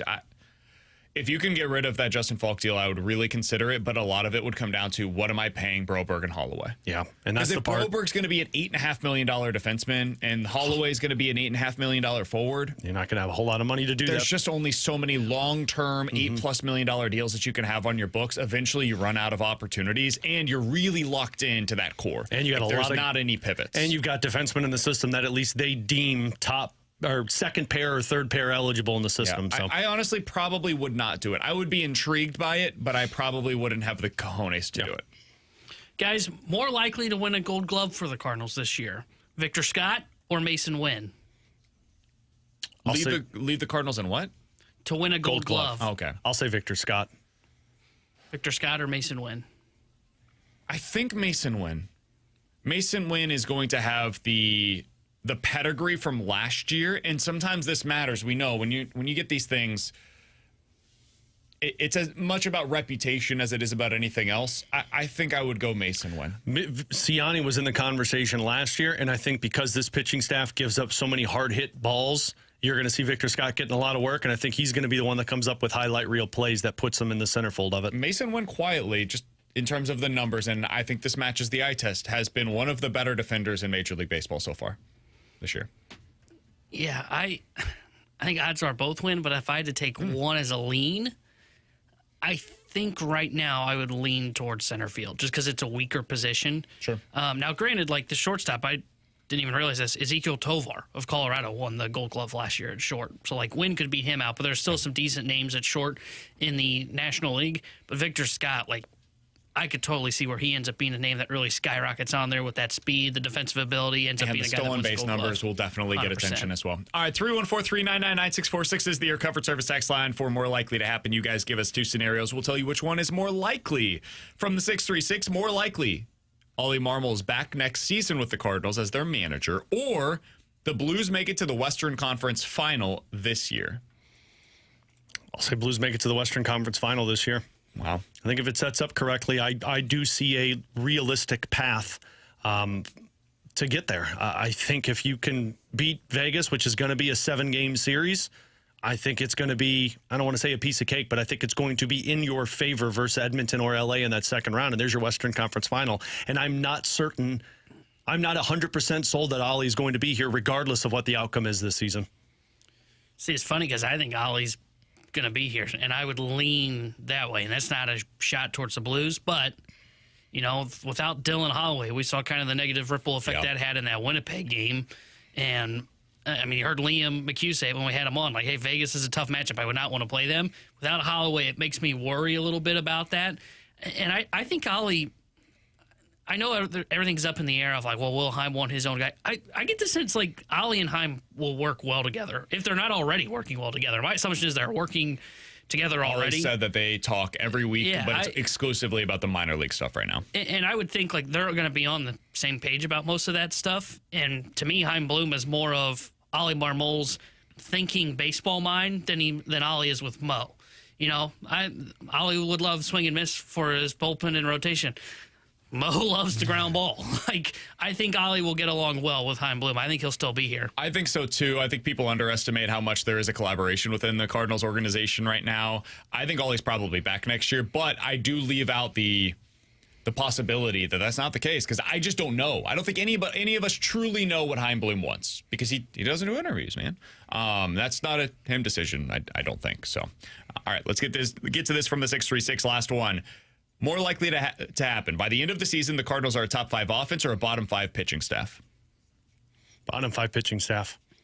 As great as the offense is, I do think you fall back down to earth, especially when you get through the grind of the season, you deal with more injuries. I don't see the light at the end of the tunnel for this pitching staff, especially with this next stretch. Like when you go up against the teams that are massive from top to bottom between your bullpen and in my opinion, 3 in your rotation that are casualties. Libby hate is just unjustified. I'm not 100% sold. It's not pre-hate. Although pre-hate. When I get pre-mad, typically I'm correct and PK's apologizing. I'll say it's pitching's bottom 5. And I think this offense is good. I don't think they're top 5 good. I think they will kind of fall back down. I think they're going to be about 8 to 12 is where I would guess. It's hard to picture them being ahead of, like, when you think of some of the best offenses just in your mind. Arizona's offense is awesome. The Dodgers' offense is awesome. The Phillies' offense is awesome. I just named 3. The Yankees have torpedo bats, which make them, like, everybody looks like Babe Ruth. Yeah. So that's not a shot towards the offense. I'm kind of with Alex. The light at the end of the tunnel, I'm not seeing with this pitching staff. They don't strike anybody out. I think Libby's been fine. Fedde's fine. Gray has been okay so far. Their bullpen's the one that I just really question. Where are the fixes coming? Because they seem to be preaching of all positions, of all the position groups. Hey, it's a retool. We got to see what we have here. The bullpen's the one we chose to do that with? Okay, that feels risky. I think it's more likely that they finish the season with the top 5 offense. I don't think while this pitching I do believe is relatively bad, I do not think it's bottom 5 in Major League Baseball bad, and I think that they will get better as the season goes along. So I'll say top 5 offense. I think neither of these is particularly likely, but if I'm going to lean one direction, I really bought into what we've seen from the offense so far this year. Because I thought about this real quick, which one will stabilize first, in your opinion, for the pitching? Rotation or bullpen? Rotation. I think I agree, but But by stabilizing, I'm not saying they will be good. I agree. That's why I think they will be the 10th worst in Major League Baseball. Yeah. I think they can be a slightly below league average starting rotation.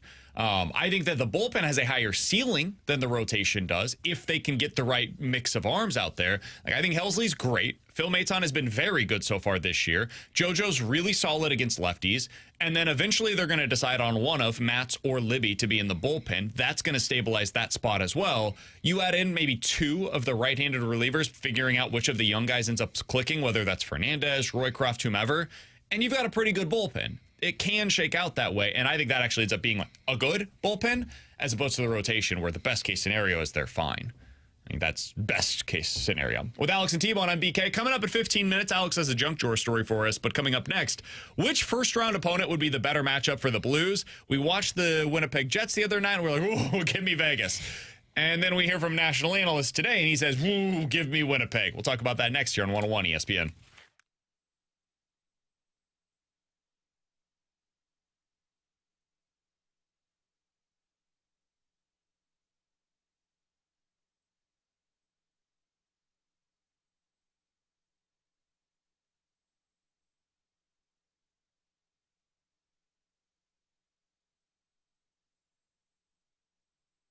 Alex Ferrario back with you to tell you about my friends over at Ted Drew's, who's a part of our post-game festivities on Blues broadcasts, and I love everything about Ted Drew's, specifically the traditions that I have gotten to build over my years. One when I did it with my family, and today I get to do it with my daughters. Friday nights are family nights for us. Ferrarios go on the hill to eat dinner, and then we head over to Ted Drew's off of Chippewa. And when you're there, you see all of the traditions that are taking place. It's been 95-plus years that families and friends have been doing that at Ted Drew's off of Chippewa. It's built off of tradition. 4 generations of families have been serving people that famous frozen custard, a St. Louis tradition that has been built off of tradition and family. And while you're out there, you can check out whatever flavors you want. You want specifics. They got the Cardinal Sin. They got the Blue Note. You can mix and match. My daughter loves Oreos and marshmallows. It's all for you at Ted Drew's. Buy it in bulk. Take it home with you. Also, you could walk across the parking lot and check out the Ted Drew's gift shop. It's got Ted Drew's apparel. It's got T-shirts, it's got souvenirs,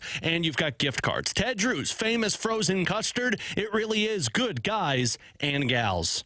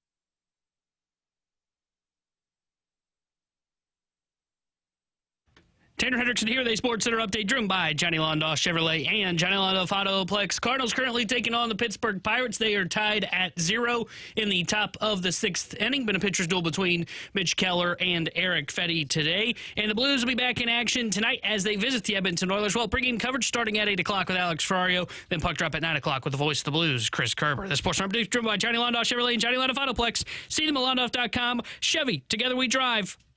Are you kidding me?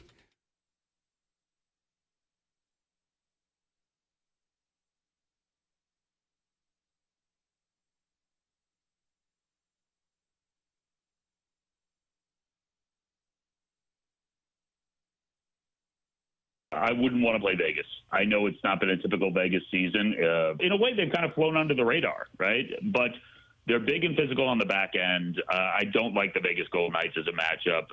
And I honestly, I don't think the Kings are going to catch them. I wouldn't want to play the Stars either. The Jets are the team because the Jets will have all the pressure on them. And I love what Connor Hellebuck has done the last few seasons in the regular season. But again, it's going to be all the spotlight, all the attention is, can Connor Hellebuck get it done in a big spot in the postseason? And he really hasn't shown that consistently. And it'll be a rematch of Hellebuck and Binnington. And the spotlight, again, it's going to be on Hellebuck. It's not going to be on Binnington. He will be the other goalie in that matchup. Everyone will be talking about Hellebuck. I think the pressure is going to be immense. That was Liam McHugh of TNT. He'll be on the pre, post, and intermission show tonight as the Blues are on TNT against the Oilers. I don't know that they expected this to be the matchup, Alex. No Connor McDavid, no Leon Draisaitl. I think 4 of their top 6 are out, but they get to see the St. Louis Blues. The Blues are a good team right now with Alex and T-Bone. Thinking they want to flex it. Well, imagine being a fan that's got tickets to this game and be like, wait, what? Yeah, not what you were looking watch for. Kapanen in the top 9? I'm BK. So, Alex, when you think about the best matchup for the Blues in the first round, I think we've kind of gone back and forth on this, right? Originally, it was, it's got to be the Jets, got to be the Jets, got to be the Jets. And then you see them against the Jets. It's like, it's got to be Vegas. You hear Liam McHugh, and not that any one opinion is going to sway your decision one way or the other. I've been pretty consistent on that. Like, I think Winnipeg's probably the better matchup for the Blues when the Blues are at full health. The Blues are no longer at full health. Dylan Holloway changes things to me, and I think stylistically they are so similar to what you are trying to do. They might just be a better version of that. I now have swung toward Vegas, and I get where Liam McHugh is coming from. Vegas has the higher upside in my mind than Winnipeg does, but at least it's a clash of styles, and maybe your style ends up coming out on top and you surprise them a little bit. Where are you at as of today? Do you see the Jets or the Golden Knights as the better matchup for the Blues? I've been on the Golden Knights, and I will remain on the Golden Knights. I think they're the better matchup for the Blues. One, big picture, if you want a better path to the Western Conference Final, I think that's ideal for how well they play against the Vegas Golden Knights. And 2, I think Winnipeg just has had the Blues number over these last couple of years. Not saying Vegas hasn't. If you go back through their last 5 games, going back to last season, the Blues have only won once against them. But every single one of those games have been 1-goal games. And Winnipeg has been a little bit of a different story. They've blown you out of the water a couple of times. So I look at Vegas and I see you have to find a way to eliminate the Eichel-Stone-Barbashev line. And I know that's like, oh, cool, that should be an easy task. But, I mean, we're all in agreement. Robert Thomas has played like a superstar this year. He's played like a Selke Trophy centerman. Why couldn't he go up against that line and find a way to eliminate them? And then when you eliminate that line, now you're talking depth. And, I mean, Vegas has got some good players. Vegas is using Brandon Saad in their top 9 right now. Vegas has bigger defensemen. Winnipeg's defensemen play nastier. And I don't think Vegas does that in front of their own net. And then it comes down to goalies. Connor Hellebuck, yes, I've always said has been a choke artist in the playoffs, but Aiden Hill doesn't have as good of numbers against the Blues. So, like, if I'm nitpicking here, I think the Blues can play Vegas a little bit better. You said it's a difference of styles. It is. Blues play physical. Vegas does like to play a little bit faster. Winnipeg is going to play in-your-face hockey. It was just reading a piece from Elliot Friedman on his 32 Thoughts. He basically had a great conversation with Adam Lowry, who said, yeah, we hate when teams come in thinking that they're better than us. We have the advantage every single game this season. And he also said, we know the pressure's on us, and we're going to prove it otherwise. Sounds like a good captain. Somebody once said that once. Probably shouldn't have been a captain. Ryan is just a no-name guy. Not a good enough player. But that's why I said yesterday, he's such a great captain for that team. I think both games, both series, if they were to play either opponent, would go 6 or 7, and I think all are going to be tight. I think the style that Jim Montgomery plays is opposite of what Vegas, which gives them the advantage compared to playing Winnipeg. You're playing the same style, and basically you got to outmuscle them. I think I would now lean towards Vegas, and I was all in on the Winnipeg Jets, wanting to go up against them, but then watching them on Monday, their depth feels like now it could become a problem because of the Holloway injury. And I understand the whole Hellebuck thing as well of, hey, there's all this pressure on Hellebuck. I think good goalies end up, at some point, will rise to the top. And I think Hellebuck, let's not forget, he was awesome in the Four Nations tournament, especially that final against Canada. It's not like he cracked under pressure there. He played really well for USA and kept them in that game. He just got beaten in overtime. So I think at some point he will be the better goaltender, get to play at the level that he should in the playoffs. I look at Vegas, I go, okay, their goaltending doesn't necessarily scare me. I don't think they're as deep to your point. Now, defensively, they do worry me because they are so good defensively.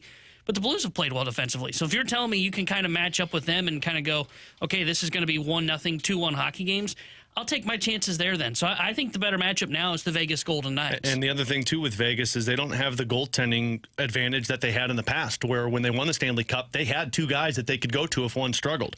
Now they've got an Aiden Hill and Ilya Samsonov. That's not the same scenario. So I know teams don't typically do that, but Vegas, that's how they won the Cup. They had both Logan Thompson and Aiden Hill that they could use when one struggled. Yeah, Aiden Hill's been solid this year, but he's not been spectacular. It's been kind of like a Jordan Bennington-esque season. And I'm not talking about the 2025 version of Benner. I'm talking about the last couple of years version of Benner. 2024 version. Where it's like just above a 900 save percentage. They have stars. That's what scares you about the Vegas, is they have legit star talent. Jack Eichel, Stone, Hurdle. Like, they've got the tree trunk defensemen that you have to go up against. They are in the NBA this year, there are going to be teams that are terrified of playing against the LA Lakers and the Golden State Warriors. Why? Because, man, look at the dudes they have. You got Luka and LeBron on one side, and you got Jimmy Butler, and I can't believe I named him first, but Steph Curry and Jimmy Butler on the other. Like, good luck, right? That's the Vegas equivalent here. Are those the best teams in the NBA? No, not by a long shot. They're like 7th or 8th probably on that list, but they're scary. And Vegas is one of those teams. Like, is it the best team in the NHL? No, I don't know that I would have them in my top 3 to 4, but they're scary because of the star power. Given where the Blues are at, given the injury to Dylan Holloway, I would probably lean towards Vegas. Yeah, and I mean, to that point of the star power with Vegas, look at the games that they've played against each other this season. Jack Eichel, 2 goals, 5 points, a +6. Mark Stone, 1 goal, 3 assists, a +5. Ivan Barbashev, a goal and 3 points and a +4. It's their top line. And then you go beyond that, Tomas Hertl. He's got 2 goals in 3 games. You had Paul Dorofiev, who's got 2 goals, but both on the power play. And then their defensemen have been scoring. And the other part about this is you saw Vegas back in January. It's different than what the Winnipeg Jets do, where you've seen them twice. So I don't know. I think there's going to be some people that say, no, I don't want anything to do with Vegas because of star power. Depth of a team versus star power, I lean towards depth every single day of the week, and that's why I'm concerned about taking on Winnipeg. Troll or text? I can't believe you're calling Hurdle and Stone stars. Troll or text? It's got to be a troll. Hurdle, I can understand. I mean, Hurdle hasn't been considered a star since 2018 with the San Jose Sharks. Mark Stone is a star. Yeah. You can deny it all you want. He's a different kind of star. He's like a Ryan O'Reilly kind of star, to where he's great defensively and he's going to give you 60 to 70 points. It's got to be a troll. Remember what he did in that cup run? That was pretty good. Yeah. You're a star. If you can do that in the postseason, you're a star in my mind. Yeah. So, yes, he has injury issues. Yes, he's getting up there a little bit more in age at this point, but he's a star. Sometimes the text line, BK, Tomas Hurdle, I'll listen to. Isn't knowledgeable. But Jack Eichel, Mark Stone, those are dudes you don't want to see in the postseason. You add in there a defenseman, that's not an ideal scenario, but hey, man, you're going through the playoffs. It ain't going to be easy. No. If you're going to try to get to the Stanley Cup, you're going to have to beat some really freaking good teams. Right. That's the reality. That's why it's the hardest cup to win, or hardest trophy to win. We can pick apart all we want of this one's better. It doesn't matter. You are still going to go 6 or 7 games with one of these teams, and almost every single one of them are going to be 1-goal games. Look back at 2018, 2019. You matched up against Winnipeg, who had 99 points. Now, you did as well because of the great push down the stretch, but it was the Winnipeg Jets and then the Dallas Stars, who were playing as one of the hottest teams in the NHL, very similar to what the Blues were, and then you had the San Jose Sharks in the 3rd round. The path is never easy. It's just, how do you match up against some of those teams, and which one do you think you can get the advantage on? And I think that's Vegas. T-Bone, am I allowed to say it or don't say anything? You can't say anything. Or if you want to talk about, hey, we just threw another guy out trying to steal, you can say that. The Cardinals threw another guy out. They've recorded a lot of outs today. Yeah. You act like you can't say it when you've already said it 3 times off air. I haven't said it. Not once.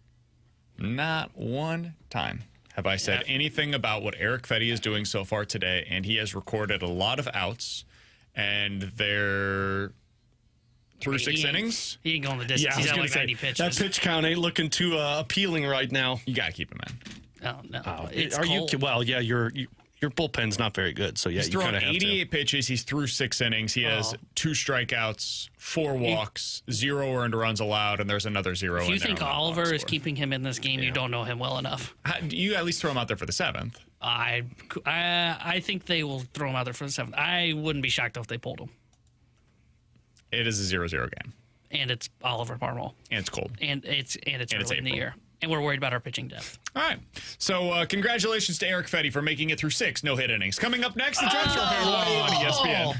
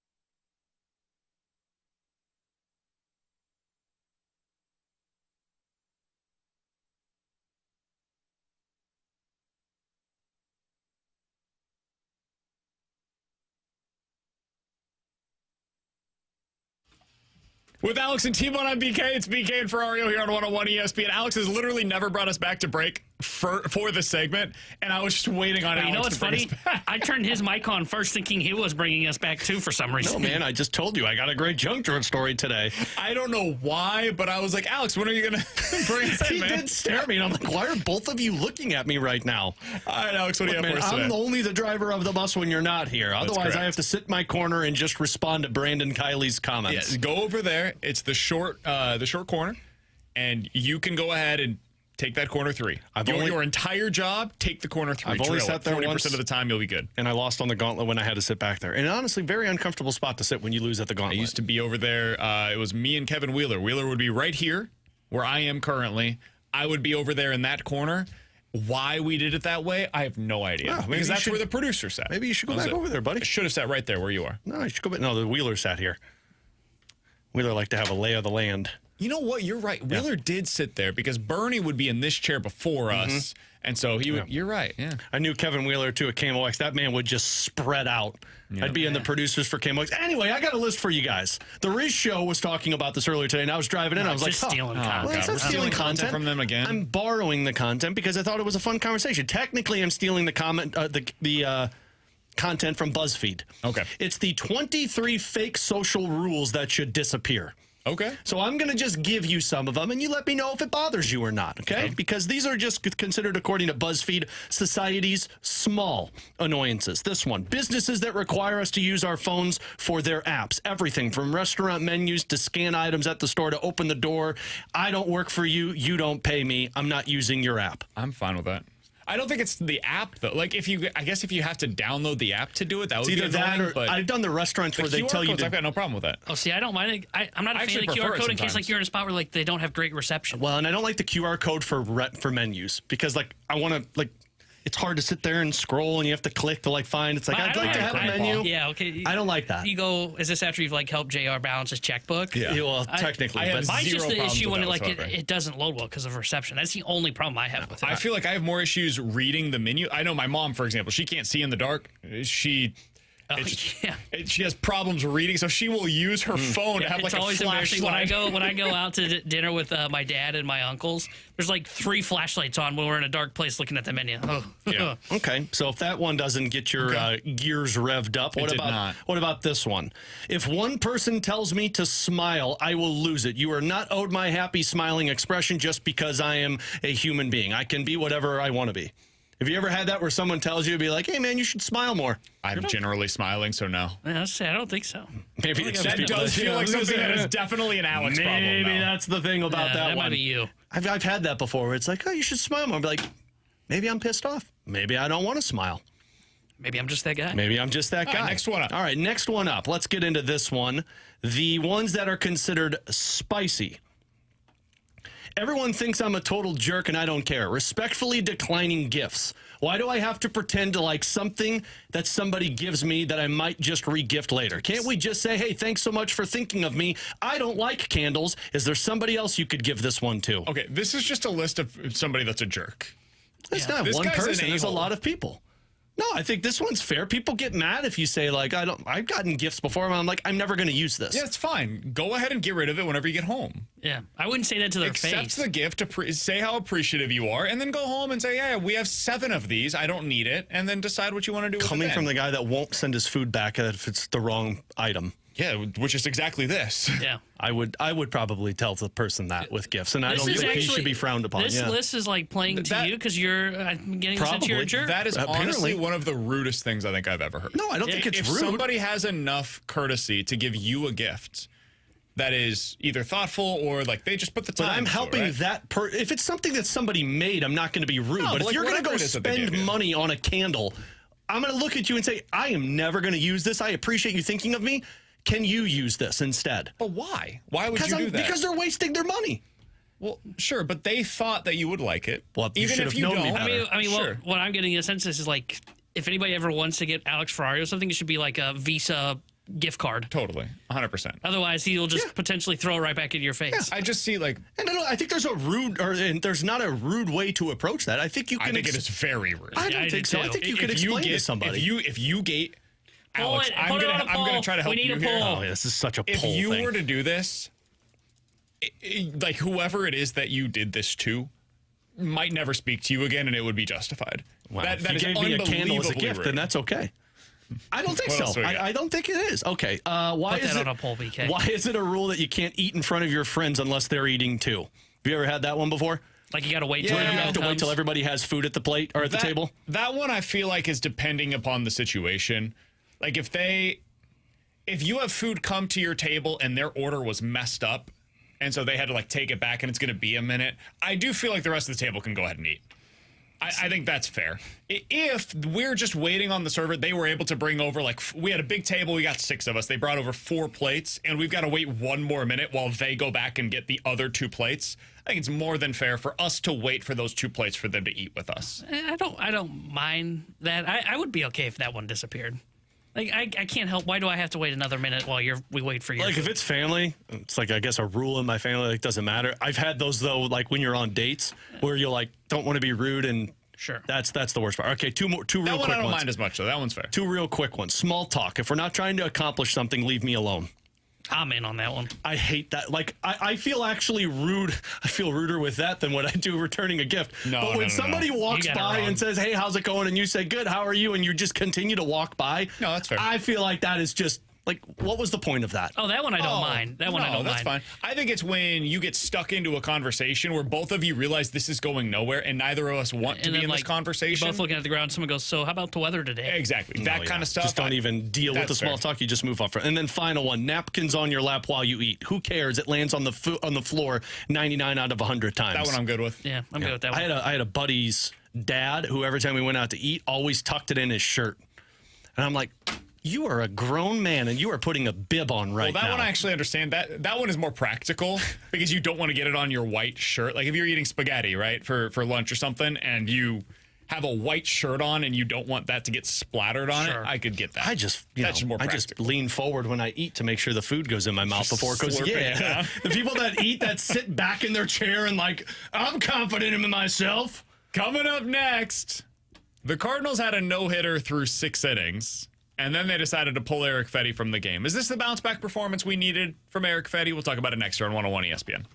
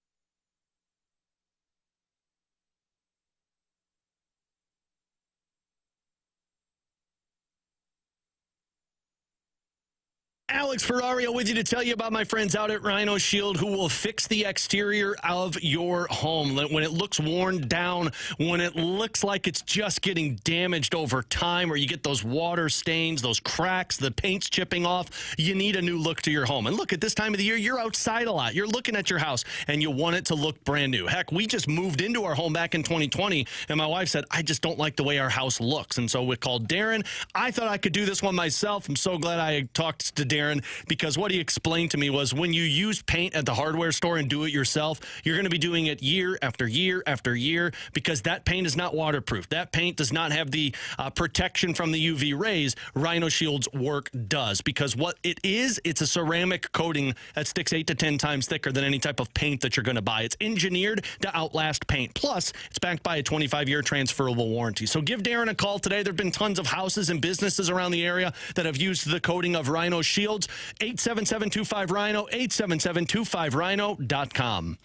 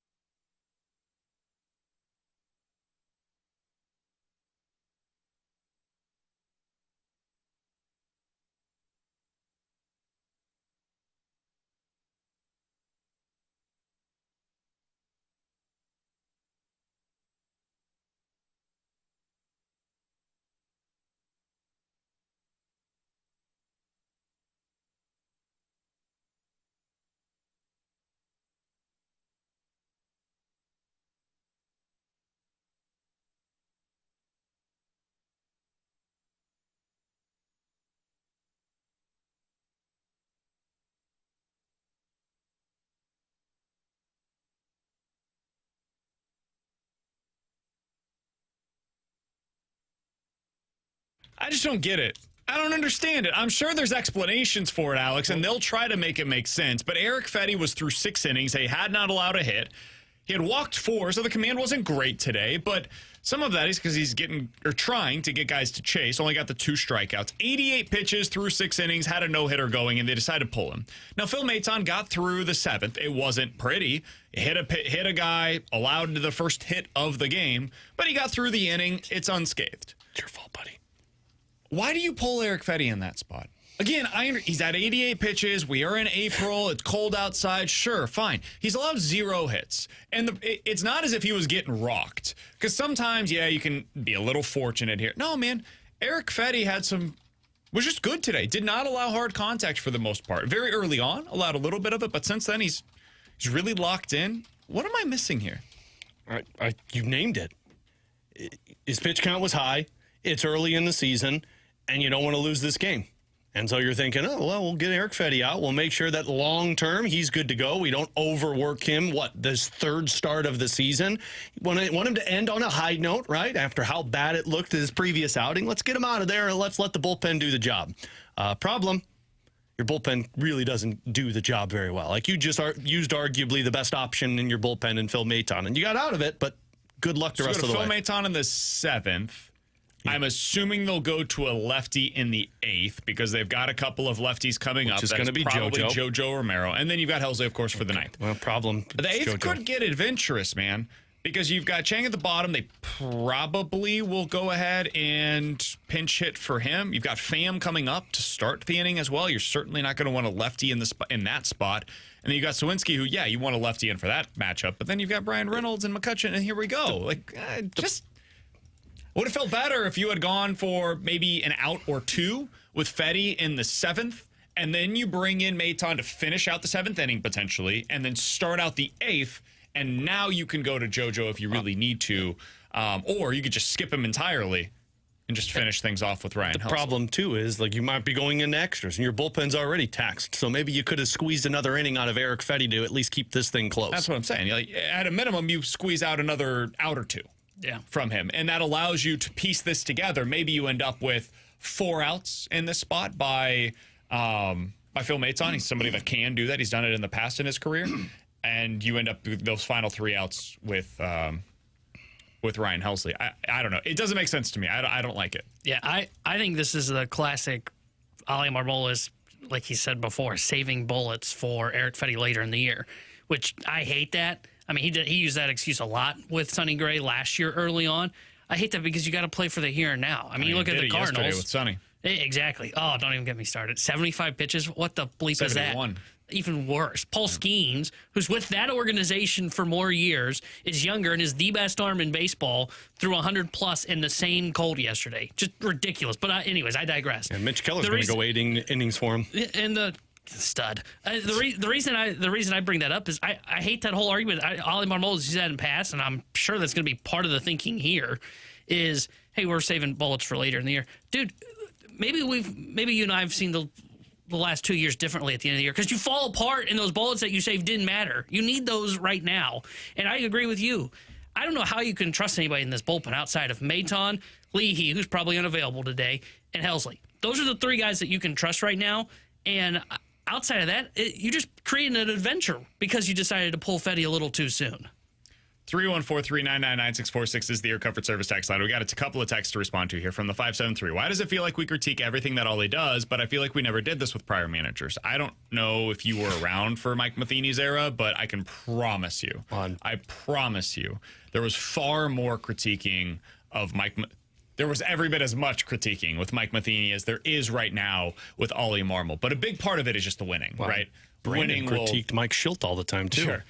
Winning cures everything, and TLR did a lot of winning. Mike Matheny, even through some what I thought was mismanagement, was doing a lot of winning, especially early on in his tenure here in St. Louis. So that's part of it that skews it as well, is fans get mad when media critiques the manager for making moves that end up working because the team won. Right now, the team over the last few years has not done a lot of winning, which means that the manager is ripe for the picking when it comes to the critiquing. Somebody else on the text line said, wow, it's almost as though Ollie Marmol has more information than what you guys do 600 miles away from the ballpark. It's very possible. I didn't know the crowd was pro Ollie. I think he's going to give I you thought we wanted Joe Madden when Heimblum takes over. I think Ollie's going to give you the answers that we just gave you as to why they pulled Eric Fedde out. That's my guess. It was cold. His pitch count was up compared to what it had been previously. He had that rough start in Boston, so we only had 50 pitches, 60 pitches, something like that. And we wanted him to leave this game confident after the Boston Red Sox game. He did his job. He hands the ball over to the bullpen. We've got the dudes to be able to go ahead and get this one locked in. That being said, they've played a ton of extra inning games lately. It would be nice if they could leave their starter in for just a little bit more. And you were going towards the bottom of the batting order for Pittsburgh, which isn't as dangerous. He's probably also going to say that, hey, they've got the off day tomorrow, so the bullpen will be fine going into this weekend. They felt like they were rested enough to be able to make it work. My guess is they might even make a move or two tomorrow going into the bullpen. These are all the explanations, excuses, whatever you want to call them, that I believe that they will make after the game today when asked the question of why did you pull Eric Fedde when you did. The only one that I could really hear that would make sense to me is, hey, Fedde just didn't have anything left. He didn't feel like he had his best command. He walked a few different guys today. That's not something you typically would see from Fedde. It's really cold out there, and something locked up on him, and he didn't feel like he could go out there and give us another inning. They will not say that publicly, but that would be the one explanation that if they did have that private information, that makes sense. That I could listen to, and that I would more than understand. We're not going to hear that publicly, and I don't know. I don't know if that happened or not, but that would be the one thing that I could use as an explanation as to why they took him out. We're going to get a great answer on, potentially who made the better choice, because Shelton sent Keller out for the 8th. Yep. Base hit, walk, first and second. He's got to go to the pen. Yeah, it's going to come into who lasts. Great. Their bullpen's worse than ours. So I get him pushing it. Man, they got to be a bad bullpen then. They are bad. They are very bad. David Bednar's in the minors. Yeah, that's crazy, dude. Yeah. If that's not the explanation as to what it's like to be a bullpen arm nowadays, I don't know what is. Because they could have traded him for a bowler. I mean, a ton of control. He was the hottest commodity in the trade market. Yeah, and instead they kept him. We're rebuilding. We're going to keep our closer. Yeah, those two things don't work. Yeah. Well, we would never do that. We're transitioning. We'll keep the closer. Yeah, we kind of did that. Coming up in 15 minutes, Chris Kerber's the voice of the Blues. He's going to join us here in BK and Ferrario. But coming up next, have the Cardinals become a more fundamentally sound baseball team this year? And our first edition of the Cardinals Bullpen Circle of Trust. That's next here on BK and Ferrario.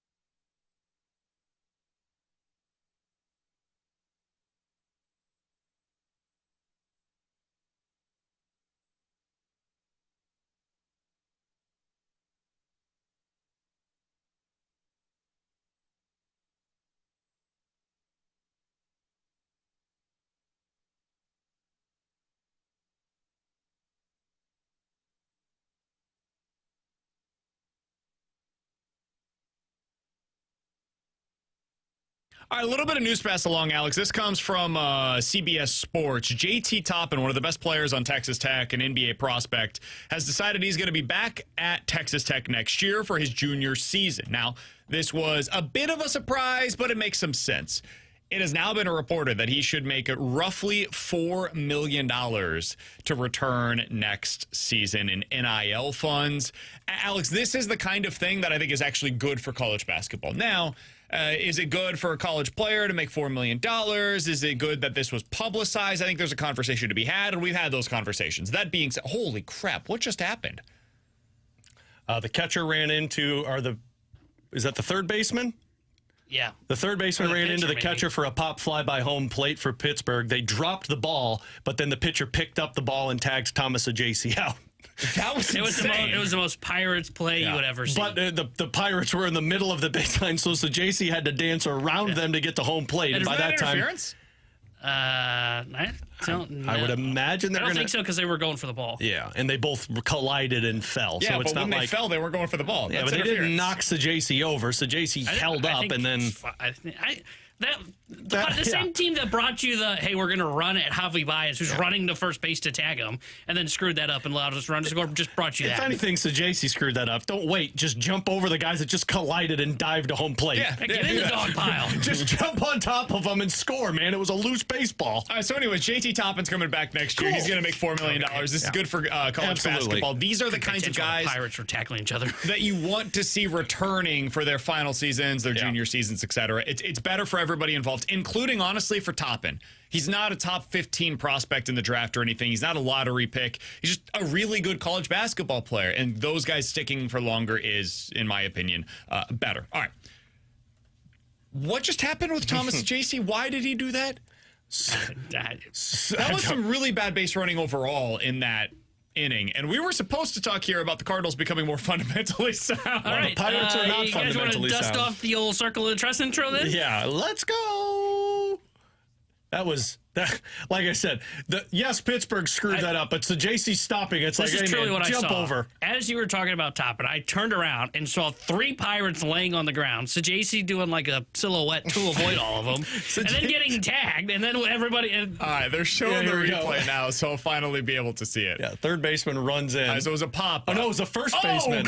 And he tackles the catcher, and then the pitcher still gets the ball. Dude, you've got to be standing on home. Because if that's in play, So JC the stops. only way that you don't end up scoring. Yeah. And he danced around him. Dude, jump over that. Okay. Yeah. All right, so fundamentally not as sound as we thought. Somebody on the text line, I'm so tired of Sajasi. He brings no value. The dude stood there and tagged out on a pop-up. I get that he hit a home run in a tiny-ass ballpark, but cut his tank ass. shot, Never been a fan, never will be. I think that's troll. I don't think that's text. I think that's troll, but I like the way it was. I mean, he worded. made a bad play. It's okay. He made a bad play. And even if that wasn't troll, don't worry. He's going to be down on Friday when Gorman's activated. He made a bad play. You got to be better than that. You've got to find a way to get to home at all costs. I would also add, was that Wilson Contreras who popped up? Yeah. He's got to get down the line. If that's potentially a pop-up and they could drop it, you have to get yourself to first base as well. So everybody on that play, just a bad job by everybody involved, including the Pirates, I love by the how way. you're pulling Contreras into this. Well, I think that's part of why there was so much confusion on the behalf of Thomas Ajacey. Is like he's seeing Contreras, who is not running down the line. JC just like 2 outs. I'm running. Yeah, It's I'm going to be trying down to give anyway. the benefit of the doubt. JC man. just needed to Superman I think dive over that dog Sajasi pile. just got caught in a bad spot. I think JC saw the car wreck and he was like, "Ooh, look at this," and forgot that there was a play taking He place. saw them drop and went, oh, and yeah, then that's what happened. All right. Did you say it was a silhouette? Who said that? Me. You like that? Can you explain what a silhouette is? Do you to know the what a audience? silhouette is? Guys, I think we do the Cardinal Circle of Trust. Who do you trust? Who do you trust? Tell me who do you trust? It's the Cardinals Circle of Trust with BK and Ferrario. The definition of a silhouette. Would you like it, T-Bone? No, I would like to nominate Kyle Leahy for the Cardinal Circle of Trust, who's pitching, by the way, in the bottom of the 8th inning in a tie ball game. A likeness cut from dark material and mounted on a light ground, or one sketched in outline and solidly colored. You can in. see a silhouette. The outline of a body viewed as circumscribing a mass. So you're Did any saying of those I two describe used it- what you saw? I thought that was a dance move. No. Pirouette, that's what I was thinking of. I don't think a pirouette is either. Pirouette. He grapevined it. Yeah, no, he got there. It just took him a minute to be able to get there. He All right. silhouetted it. So for the Circle of Trust, this is our debut edition of the 2025 season. If you're new to this, it's basically, hey, set aside the numbers. Get rid of those for a second. And you know that's a big thing for me to be able to do that. But set aside the numbers. When this guy comes into a game, you feel confident that he's going to get through whatever that inning is unscathed. If he has a one-run lead, he's going to hold on to that lead. If you are down by a run and this guy enters the game, you feel confident, even if it doesn't end up going this way, but you feel confident when they enter that you will still be down by a run whenever he leaves the game. That is the idea of the Circle of Trust. I would like to nominate, ladies and gentlemen, and maybe this is a controversial one given what happened over the weekend, Ryan Helsley. I rest my case. Ryan Helsley should be in my opinion, the Cardinals bullpen Circle of Trust. How do you rest your case after what we just saw from Ryan Helsley? He legitimately, to the definition of what the Circle of Trust is, he was not that against the Red Sox. And the next time out, if you put him in the exact same situation, I will believe that he will get the job done. Yeah. Ryan Helsley's still one of the best closers in baseball. He had a bad day. Helsley has Have you had a bad day? I support Ryan Helsley for the Circle of Trust. Alex? I was outnumbered, so I guess I couldn't do it, but I would have voted him in anyway. All right. Do you guys have anybody that you would like to nominate for the Cardinals bullpen Circle of Trust? Got any nominations over there? I mean, I do, but I'll let you go first because I'm going to veto yours. I nominate Kyle Leahy. I second that. Leahy's been great. Cool. He looks like a guy that's refined his stuff. And I know I used that correctly. He silhouetted it. He looks great. And I think it's very telling that Ali Marmol is throwing him right now on a day in which I didn't think he'd be available after covering, I think it was an inning and 2/3 yesterday. And he's in the home half for the 8th and a 0-0 ball game. I think his stuff, I think he might have the second best stuff in their bullpen right now. I mean, based upon the guys that he's seeing compared to Phil Maton, you could make an argument that they're actually trusting him more right now because he could potentially see the top of the order. Depending on how things ended up going in this inning, it was entirely possible he got Sawinski, Reynolds, and McCutchen. So in some ways, they're actually trusting him more in this game than they did with Phil Maton. So yeah, I'm in total agreement. And I will go ahead, Alex, if you want me to, I can go ahead and throw out the third nominee that I have right now, which is Phil Maton. Romero. Oh. Phil Maton, to me, has been your most consistent reliever so far this year. And I think T-Bone will even admit he's a little better than T-Bone expected so far. He has better strikeout stuff, certainly, than T-Bone expected coming into this season.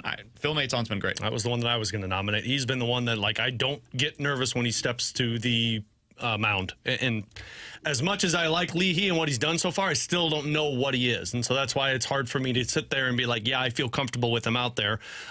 But Maton, I've seen the history of him. I know what he is, and Ollie's been using him in big situations, and he's come through for him. So he's the one that I would have nominated. Yeah, I'm all in on Maton being in as well. I have been surprised by how good his stuff is because when you look at his profile, he doesn't throw hard. I mean, even if you watch him, he doesn't throw hard.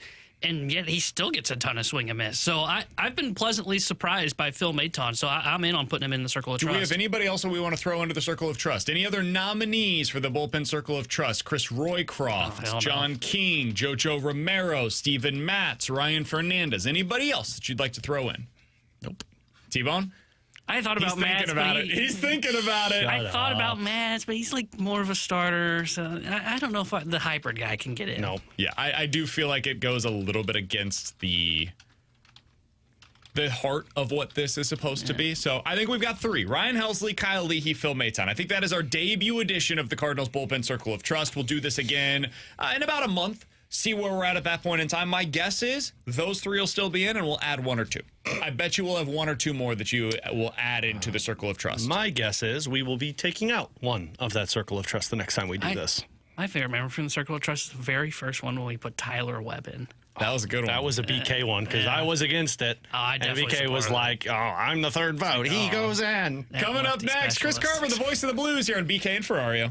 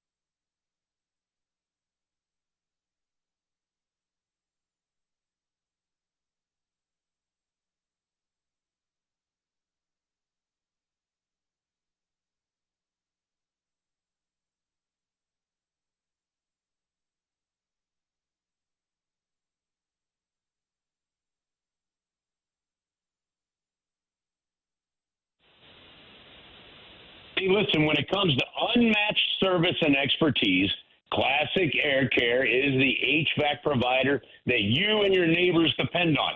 It's backed by decades of experience, continuous training that their team is proud of, and the Greater St. Louis homeowners and businesses get the highest standard of service, and you can see that when you check out all the Google reviews that they get with a 4.8 Google rating, and those are right at the top of their website at classicaircare.com. Now, look, the easiest thing you can do to help maintain your air conditioner this summer, change the air filter. But also make sure you get it maintained. That gives it the best chance of working to its best, fullest, efficient capabilities throughout the summer. If something breaks down, don't worry about it. They've got technicians with as many as 40 years of experience to work on any machine, and they've got same-day appointments available as well. That's the kind of service you get with Classic Air Care. Don't just take it from me who uses them. Trust me, you can use them yourself. ClassicAirCare.com is where you go to set up an appointment. They've been making people comfortable since 1926.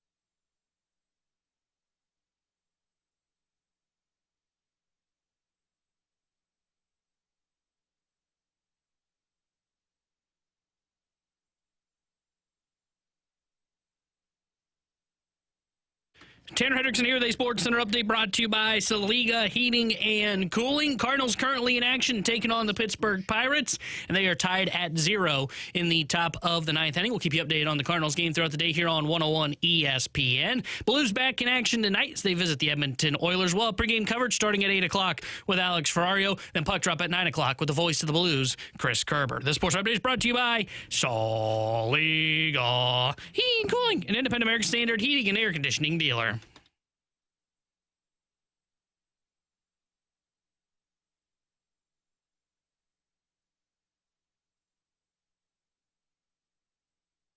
Alongside Alex and T-Bone on BK, it's BK and Ferrario here on 101 ESPN. The Blues have tweeted out their projected lineup for tonight. I find this interesting, Alex. On that third line, they've got Dvorsky / Matthew Joseph, along with Oscar Sundqvist and Zach Bolduc. That's the backdrop to our conversation with the voice of the Blues. He's Chris Kerber joining us here on BK and Ferrario. Curbs, it seems like there's at least a chance Dalibor Dvorsky is back in the lineup tonight against the Edmonton Oilers, and it's at half strength version of the Edmonton Oilers. What are you looking forward to in this one? Just good play. I'm curious most how they're going to respond after a loss for following the 12-game win streak. You know, sometimes, and it's not uncommon, you have a win streak like that, and it's not uncommon to lose the next couple. And part of the reason is you just get, sometimes the air gets sent out of the sails a little bit. So I think, Jim Montgomery knows that. I think that's one of the reasons he said, okay, we're not satisfied with the 5-on-5 hockey here over the last couple of games, despite winning one and losing one. So we're going to change it up. So it looks like he's going to put Kyrou back with Thomas and Buchnevich. We know that's been a go-to line that's worked for him at times. You're going to have a hard-working line with Shen and Snuggerud with Jake Neighbors. And then the Dvorsky one, does Dvorsky go in for Matthew Joseph? I know the coach wasn't real happy with that turnover inside the blue line. I don't think that was the only problem the Blues had in that last game. But nonetheless, when you have healthy bodies, guys, and when you have competition for playing time, things like that can help a coach make decisions, and they're going to give Dvorsky a chance possibly tonight. Gerbs, there's no best case scenario when you don't have a Dylan Holloway on the ice in terms of the line constructions, but I kind of like the idea of Snuggerud playing with Neighbors and Shen, because now it's just Snuggerud's that shooter. He's the go-to guy if Shen and Neighbors can create space. Well, yes. For me, I just like the fact that Snuggerud is in the lineup. I think no matter where you put him, it's going to be a learning curve for him. The ability for him to learn over the course of the rest of this regular season, he might have to, if we get to the playoffs, play shifts with Thomas, play shifts with Shen. He may play shifts with Sundqvist, things along those kind of lines, and how they communicate, how they skate, how they work, all those different combinations, really present some opportunities. look, I go back to, I did an interview with Craig Berube, during the COVID time, and I had asked him what was one key move he made in every single playoff series that he felt made a difference. And the one thing he said when it came to that first series against Winnipeg was moving Oscar Sundqvist up to the second line. He said it changed the matchups that Paul Maurice was having to deal with, and it changed the outcome of that series. Well, how does he know what he's got available to him? You use guys in different scenarios throughout the year, but having such a little kind of scouting book on Jimmy Snuggerud, getting him with other players is something that I'm all for to see what he can do. When you look at what the Blues have over these final 3 games of the regular season, Curbs, you talk about potentially trying out some new combinations here. What do you want to learn about this team in the final 3 games that we don't already know? Yeah, I don't know if there's a whole lot more to learn, to be honest with you. I mean, I guess, but like we were just talking about, can a Snuggerud play a larger role? I mean, I think you've got to be pretty happy with his play so far. Can a Dvorsky have a potential impact, come playoff time? I think what this team is right now, at least in my opinion there, Brandon. To me, the real curious next learning curve, to be honest with you, is who looks good come playoff time. I mean, you still got to secure it. So I think the very next thing on the plate is how do you respond after a loss following that big win streak?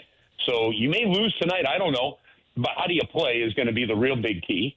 But the second part is then secure that playoff spot, and then then it's go time. Then it's finding out, who gets pushed out of a series, who makes an impact, who has the ability to kind of shine in tight moments. And I think, to me, that's the next big question mark I'm excited about. Curbs, we're going to talk, obviously, once the season concludes next Wednesday, and by then I would imagine we'll have a pretty good idea of who the first-round matchup is for the Blues. Do you have a side that you lean more towards, whether it's Jets or Golden Knights, in terms of the matchup?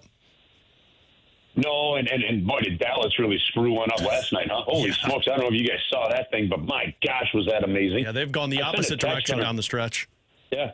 I sent a text on our text chain going, thank you, Dallas, goodbye, Vancouver, and John Kelly responded about 15 minutes later when spoke too soon. But, yeah, no kidding. You got the BKO, too.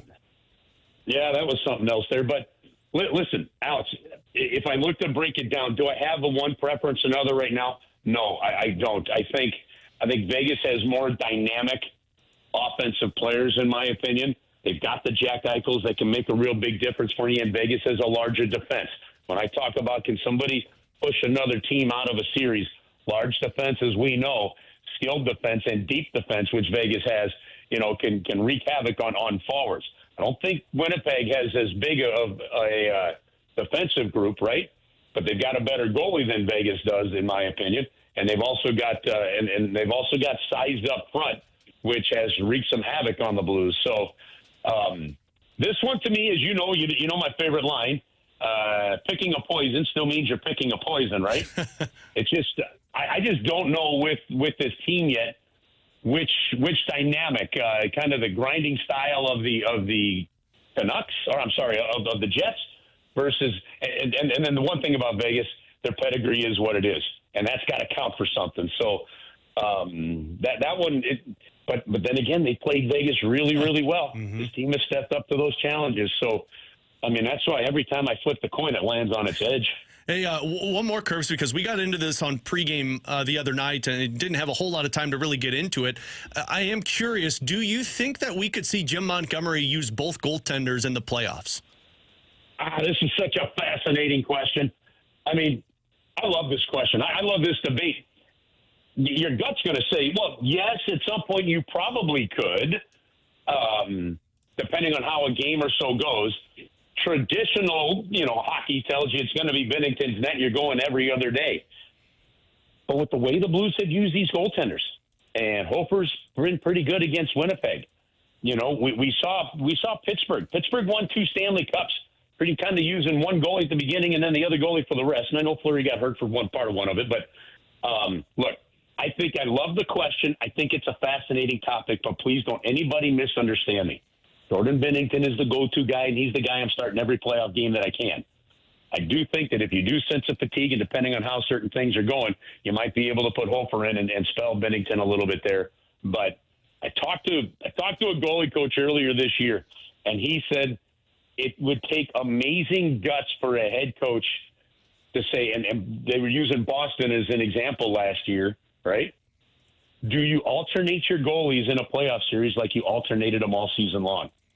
And this goalie coach, who I think is really a good one, goes, I have no idea what the answer is, but I love the debate anyway. But look, I don't want people thinking I'm hankering for that. Jordan Bennington's my guy, all right? So he's the guy I'm riding. He's our secretariat for the playoffs. But it is a fascinating question, I think. I think you just go with Jordan Bennington and you say, this is our guy. He's the best dude in the world. Let's go ahead and go with this guy. This is what you save him for, right? Like they rest him throughout the regular season at times to make sure he is at his best, at his peak performance once you get into the postseason. But it's certainly a conversation. BK, I am 1,000% with you on that every step of the way. But it is fun to throw a little curveball. 100%. Yeah, no, I respect the conversation, but ultimately it comes down to, hold on, are you telling me I could potentially lose a playoff game without Jordan Bennington in net? Just like when you do the say it aloud test thing, it doesn't really hold a lot of weight. Well, hold on though, Curbs, because when BK typically is adamant about something, it typically goes the opposite direction. So no. That's a result. That's if I'm saying you will not lose with Bennington in net. Hey, here's where he's absolutely right. Guys, I swear, I don't care whether it's like CYC soccer. I don't care whether it's youth baseball. Like, you get everybody playing and stuff at a certain point in time, there is a chance to win a game. You don't lose with your best players on the bench. I don't care what the sport, what the level. Okay? You don't lose with your best players on the bench. Jordan Bennington is your number one goaltender. So I'm 1,000% there with BK, but I do love kicking the can and seeing what the debate looks like. Curbs, appreciate the time as always, man. Looking forward to hearing you on the call tonight. Blues versus the Oilers tonight at 9 o'clock right here on your home of the Blues, 101 ESPN. All the best, man. We'll talk with you again next week. All right, fellas. Have an awesome week. See you, Curbs. Same to you. That's Chris Kerber, the voice of the Blues here on 101 ESPN. So one thing that he mentioned, the Blues actually have pushed out the Vancouver Canucks, that they don't have to worry about them anymore. Yes, Vancouver won last night in overtime, but the most they could get to is 89 points. I'm sorry, the most they could get to is 93 points, but the second tiebreaker, they're 6 behind the Blues and only have 4 games left. So the only team that the Blues are worrying about right now is Calgary, and Calgary could be eliminated if they lose in regulation tonight and the Blues win in regulation. That's all great. I'm losing my mind. We got to talk about this conversation with what's going on with the Cardinals next year on 101 ESPN.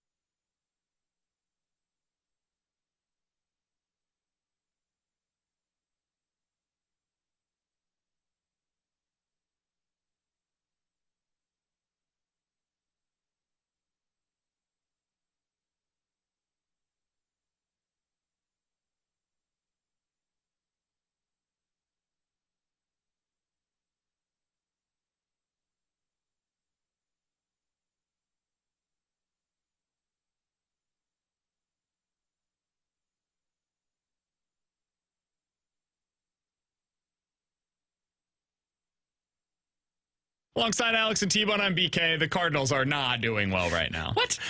We're still tied. Tommy Pham just fammed him. So, Very good. You know what, Nolan Tommy? Arenado hit a bloop single to left center field. Tommy Pham gets under it. It's pretty shallow. It's Pop Warner's fault. And it was a fantastic throw. A strike to home, and Michael Ciani was on his horse. Yeah, he looked like he was dogging it like Tyler O'Neill was last year. Trying to get to home, and he was out by like 5 feet. T-Bone the other day, I can't remember who it was. Was it Donnie that they could have sent? And I said, you got to send him in that spot. Be aggressive. Yeah. That's what would have happened. Yeah. What we just saw is what would have happened in that spot. I like the aggressive nature of it, but it eliminates that automatic runner for you in extra innings. The Cardinals now still in a scoreless tie, top of the 10th. What I did want to talk about here before that base running, I guess you could call it mistake. I like the aggressiveness. It was a perfect throw. You made him make a good play, and they made the good play. The decision to go to Ryan Fernandez in the bottom of the 9th inning, to me, was an interesting one. You're in a 0-0 scoreless tie. Fernandez has been really bad so far this year. Let's be honest, man. He's been really bad for you. And he's going up against the heart of the order.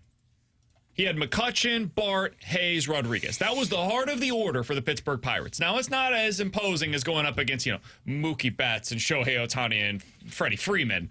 It's not that kind of a lineup, but those were the dudes that could have beat you. And it's the bottom of the 9th inning. You would have had no other opportunity to strike back. I know, maybe one or two managers in baseball would manage this way. I would have gone to Ryan Helsley in that spot. And then you figure it out when you get to the 10th.